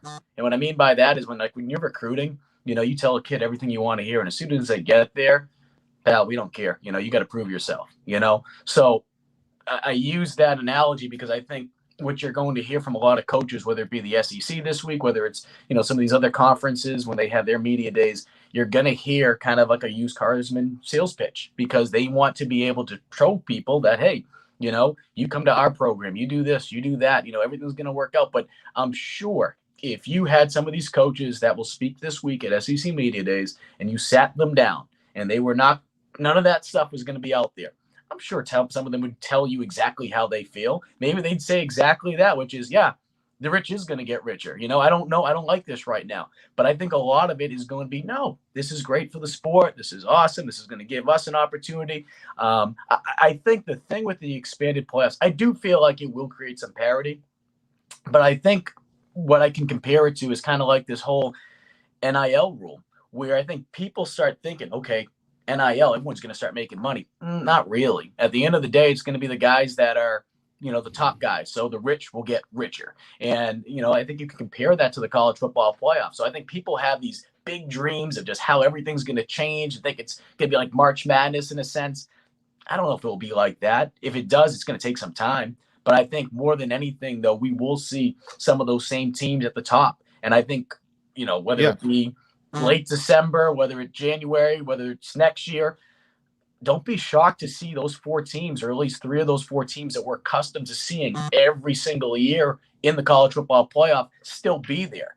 It's just not going to happen overnight. I think the transfer portal, I think NIL, I think it's going to really create some changes in terms of the talent that's going to be spread out a little bit, but I just don't think it's going to happen overnight. I agree with that. I think the gap gets bigger. I think everything you just said is right in line with what I've said. I think if anything, especially early, the gap only gets bigger with the playoffs and with the NIL, with the rich and the not and the not as rich. But I do expect every single coach, when asked, to give a very standard marketing line. Yep. This is a recruiting question. This is how are you going out and talking to your recruits? So I think most of the answers will be some version of the exact same thing.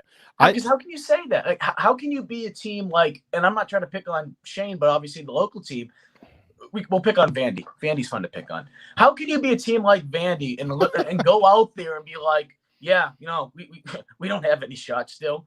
You got to go out there and you got to sell it. You have to own it. You're not going to hear a coach. I would be shocked. I'll buy the coach a freaking round. I mean, I'm bummed out that I'm not down in Hoover because everything's pretty much virtual still. But I'll buy a coach a drink if he's like, you know what? Yeah, I don't think it's going to help us right now. You're not going to hear that. It's the same way with recruiting, though. How many coaches go out there and be like, let's keep picking on Vandy. Oh, yeah, USC, LSU, they got great locker rooms. Our locker rooms suck. Yeah. I'm on Nashville, baby. Nashville. But we work hard. Yeah. No, they're not going to do that. It's going to be the same exact thing. I think what Darren said is, I think he's exactly right. I think this is one of those cases where it gets, follow me, it gets worse before it gets better. Mm-hmm. You see what I mean? Like, almost like the pandemic, if you want to say it that way. I'm not trying to compare anything to that, but you get my point, right? Like, because if they said today, like starting today, we're 12-team playoff starts this year. You still wouldn't see a change, but you probably begin to see a little bit of it next year. But to y'all's point, that's not the case. NIL is here, the transfer portal is here, the 14 playoff is here for another few years, and then more likely it's going to change. So the rich are going to get richer for now, and then in a few years, like to Darren's point and Mike, to your point, if you've got a kid who's at Georgia and right now here in 2021, he says, well, I'm not getting what I want here playing wise or whatever it is, and I'm going to leave, but I still want to have a shot to compete for a national championship. All right, well, where are you going, guys? You're either going to Clemson, you're going to Alabama, you're going to, probably LSU, and then Ohio State, Oklahoma. Where is that it? I mean, maybe throw Oregon in there, but that's about it, right? I mean, Penn State's recruiting at a level of convincing kids that maybe one day. But you get my point, right? Based on history of this playoff, that's it. I mean, there's nothing. So, but in a few years, if it's a 12-team playoff and it's been implemented for a couple of years, and in the previous 12-team playoff, Michigan State, Arizona State, and NC State, and I don't know, South Carolina and Miami, and Texas Tech, Central Florida. Yeah, all of a sudden, all these other teams have made the playoff. Maybe they all got their ass beat in the first round, but they got there. Now at least you have a kid who goes, I'd like to still be able to compete for a national championship.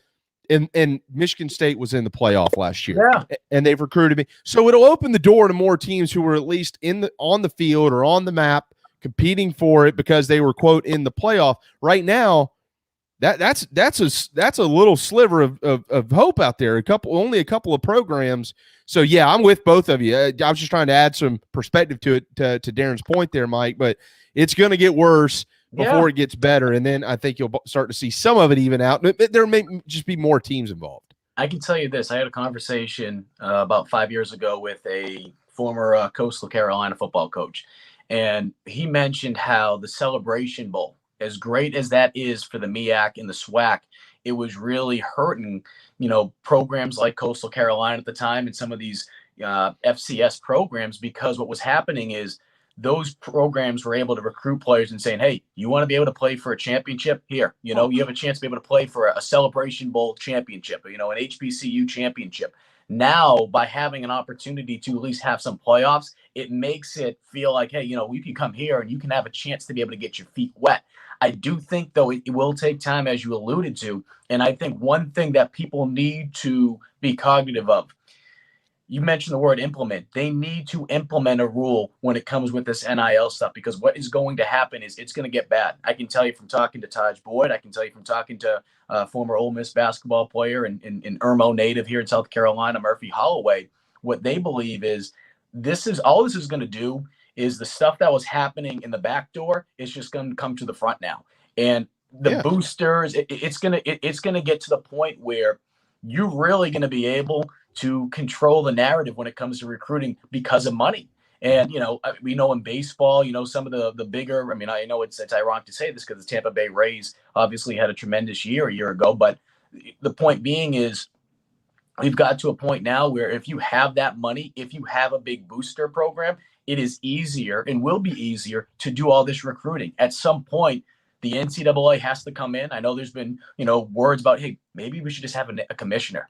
Have a commissioner. I think that'd be tremendous. For college Mike, football. I don't think the NCAA is going to step anywhere near any of this. I think it's done. They're over.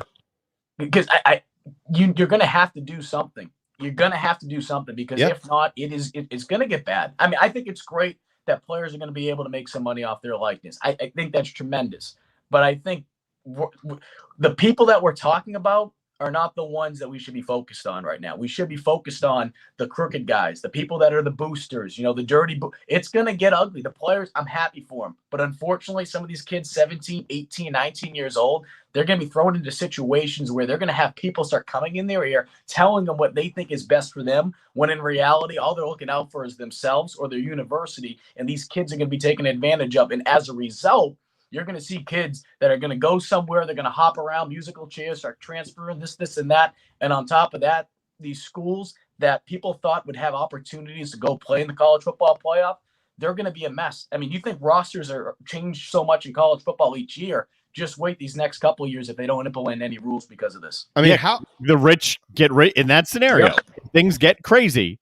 The rich get richer. The big boys are the only ones who can compete in that landscape, except for, the random massive billionaire booster at, I don't know, school, whatever. Miami. How is what happened in Miami legal? The guy created a company called Bring Back the U. I mean, that's recruiting. That has nothing to do with name, image, and likeness. That's not even legal, but somehow it is. We should see if Brian Glenn could do something, bring back the idiot, and they just get a bunch of free pizza and beer. Are you kidding me? Garcia's going to be a millionaire. I mean, I've said this. Garcia, right? People talk about Marcus Lattimore, Trevor Lawrence. I truly believe Steven Garcia would have made more money than anyone just because he would have been doing every single endorsement deal under the sun, especially when it comes to beer and your target market is college kids. But that's a different story for another day. He was a brand in South Carolina. Yep. Like literally, he was a brand. I mean, I'm not, I don't want to strike fear, but like, it's just one of those things where I think that as it pertains to kind of bring it back home to media days, the responses of these coaches will kind of, I mean, if they like Mike Leach is a guy, we talked to Wes Mitchell about this earlier. He's a guy who's just going to say whatever. Yeah. And he could put his foot in his mouth in this thing and it could hurt bad. But like, you got to read between the lines with some of what we're going to hear, especially this week in Hoover. If somebody stands up there and they start to bring up examples like that, like if you're Dan Mullen or I don't care who, Saban, it doesn't matter.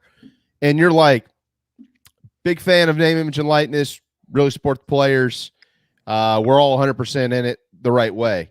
How is what they're doing at Miami legal? Like, those are the type of questions that the coaches need to bring up when what they're going to say, though. You know what they're going to say to that, though.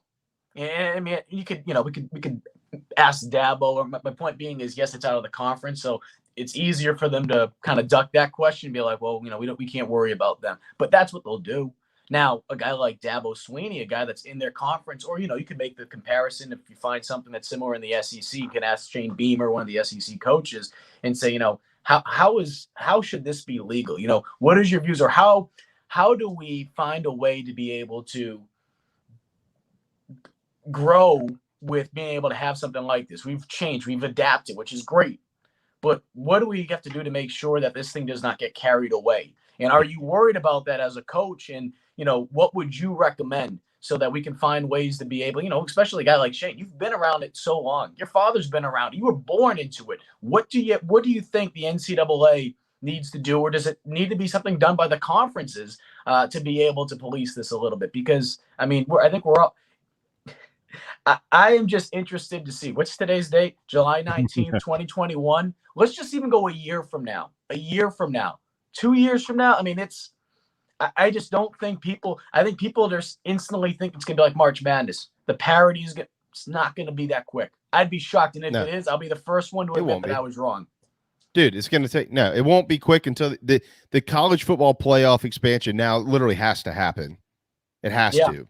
Because you just allow all these guys to go do whatever they want to do, go to whatever school they want to, whenever they want to, make all the money. You break every rule that has ever been out there that's not there anymore, but you're still kind of breaking the rule. Like it is a free for all. It is the Wild West in some scenarios. I'm not saying that we shouldn't support it. I'm just saying everything is loosey goosey.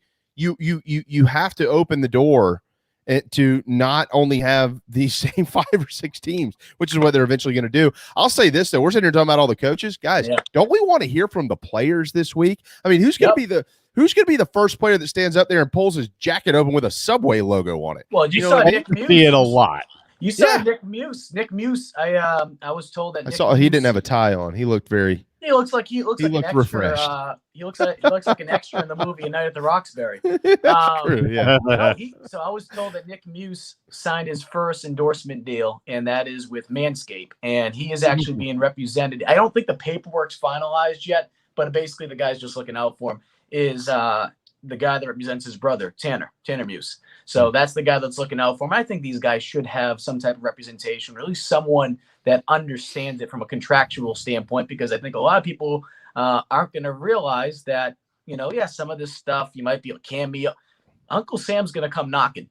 You start making some money, Uncle Sam's going to come knocking. So just, be careful, be real, be smart about it. But I think we're going to hear more from players, and it's not that people like Kevin Harris aren't, this is where I got to be careful because someone will get upset. I mean, someone will get offended. It's not like a guy like Kevin Harris, is not a good public speaker, or a guy like Deebo Samuel is not a good public speaker. But I think now more than ever, they're going to realize, hey, my moneymaker outside of just my natural ability on the field is also what I say, also what I post on social media. And I think if Deebo Samuel was here a couple of years ago during all this, I think Deebo would have opened up now. I mean, we've had opportunities to listen to him. I came back a couple of weeks ago to South Carolina, did a camp, and he speaks tremendously. Obviously, that's growth as well. Sometimes kids are a little bit shyer in front of the camera, but I think now they're going to realize, hey, yeah, I want to talk. And it's going to be interesting to see. We talked about ego at the top, talking about with Taj Boyd, right? It's going to be interesting to see how ego plays out in the locker rooms because media availability, they try to mix it up with having certain players talk on Tuesdays with us.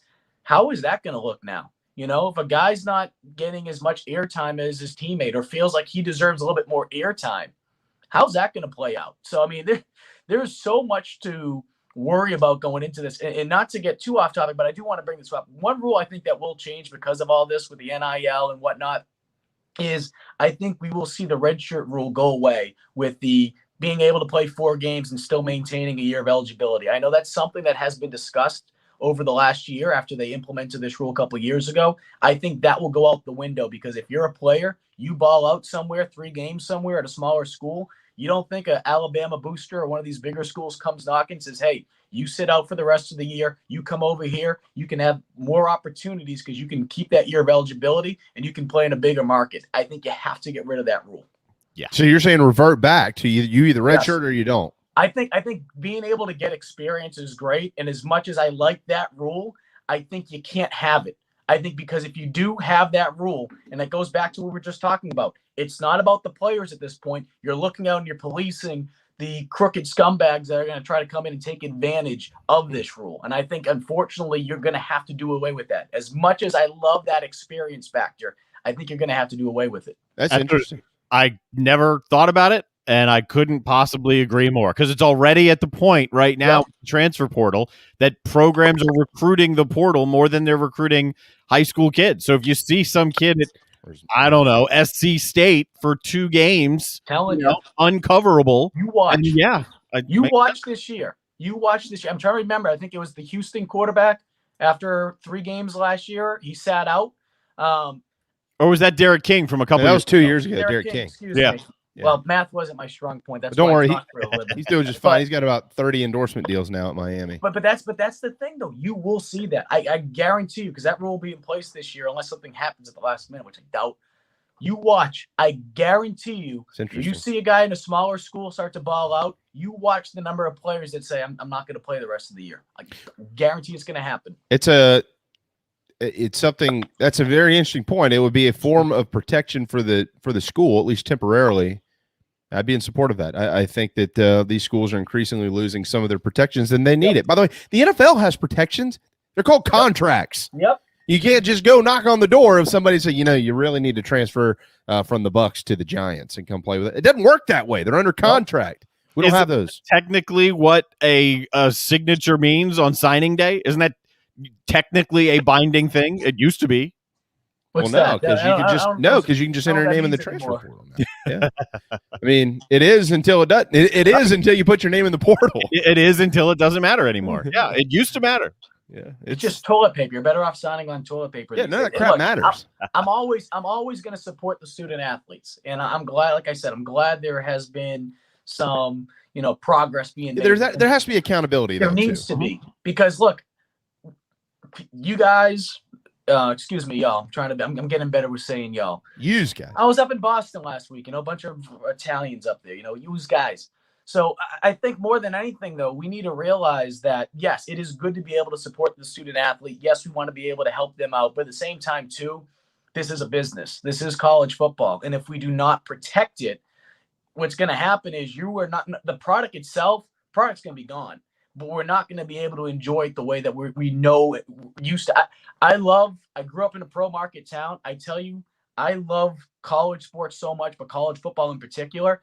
The last thing I want to see is it turn fully into this merry-go-round. And I think a lot of people feel that way. I'm sure some of the student athletes feel that way too. They don't want it to just get that way because not every student athlete is going to be at the top of the list of, hey, I go transfer here. Good. I'm good. You hop in the transfer portal, you might not get a phone call. And there's a lot of student athletes right now that did that last year, and they're still waiting in the portal. It's kind of like just being stuck at the DMV or, the grocery store waiting for your number at the deli to get called. That's what it's like, and they're not getting a call because they got bad advice. Yep. Sankey said that today. 13,000 names in 11 are still in there. Unbelievable. So, that'll maybe prevent some of it in the future, but the top players will still move if they feel like they need to move. We'll leave that there, Mike. Shane Beamer is exactly 2 hours on the dot away from dressing the media in Hoover. We've kept you pretty much all hour, and we skipped right through our break, so that's fine with us. We've got so much still to get to this week. Mike will be following along with everything you've got to do as well with the SEC Media Days. I know certainly you'll be covering Shane's appearance today and that of JJ Enigbare and Nick Muse over there in the Yellowhammer State. Of course, Mike broke the news this morning as well. Taj Boyd headed back to Clemson on the coaching staff. Head to Twitter and follow Mike Yuba there, or head to Watch Fox, and you can find out more about that and listen to or watch the entire interview. As a matter of fact, really good stuff. Mike, thank you, brother. Great to see you. We really appreciate it, and we'll be checking in with you here pretty soon. Football season is right around the corner. Appreciate it, guys. And I believe Dabo Sweeney will be speaking tomorrow. Yes. At his media sleepover party. I'm obviously joking. Sorry, Tiger fans. Come on, loosen up the ties. But I will probably hear more information about what that exact title will be for Taj, because Taj said they have not given him a specific title for that position quite yet. Okay, so you'll be all over that. Busy with. I'm actually off tomorrow. I just realized that's my Friday. Oh, this is terrific. That's a wonderful Monday when all of a sudden you realize, wait a second, you know what? I think I'm off on Tuesday. Well, I went to sleep at 5:30 last night with that story and got up at 9, so I could use some sleep. Man, you're the man. You're the man. You committed to us anyways, even on a short night's rest. Attaboy. Appreciate you guys. See you, Mike. Later. All right, we'll keep our eyes on it throughout the day. Media Days is underway. Gamecocks, by the way, have hired Chad Calais, former assistant at Texas A&M and at Southern Miss, to the Gamecock baseball staff. More on that throughout the week. Carolina is still trying to hire a pitching coach. John Whittle has an update on that at the Big Spur. If you want to head to thebigspur.com, we'll get more into that tomorrow. But we will certainly be covering the comments of Shane Beamer, JJ Enigbare, and Nick Muse today. And we will fuss and discuss starting at noon right here on the JB and Goldwater show tomorrow, Tuesday. Thanks to Wes Mitchell and Mike Yuva. Thanks to all of you. Thanks to Darren Goldwater, as always. Thank you. Looking forward to Coach O here in just a few moments. Shane Beamer in 2 hours. Football season right around the corner. The Olympics begin this week, too. Don't forget about that. Have a great rest of your Monday afternoon. We'll see you tomorrow at noon on the JB and Goldwater show, driven by Stokes Volkswagen.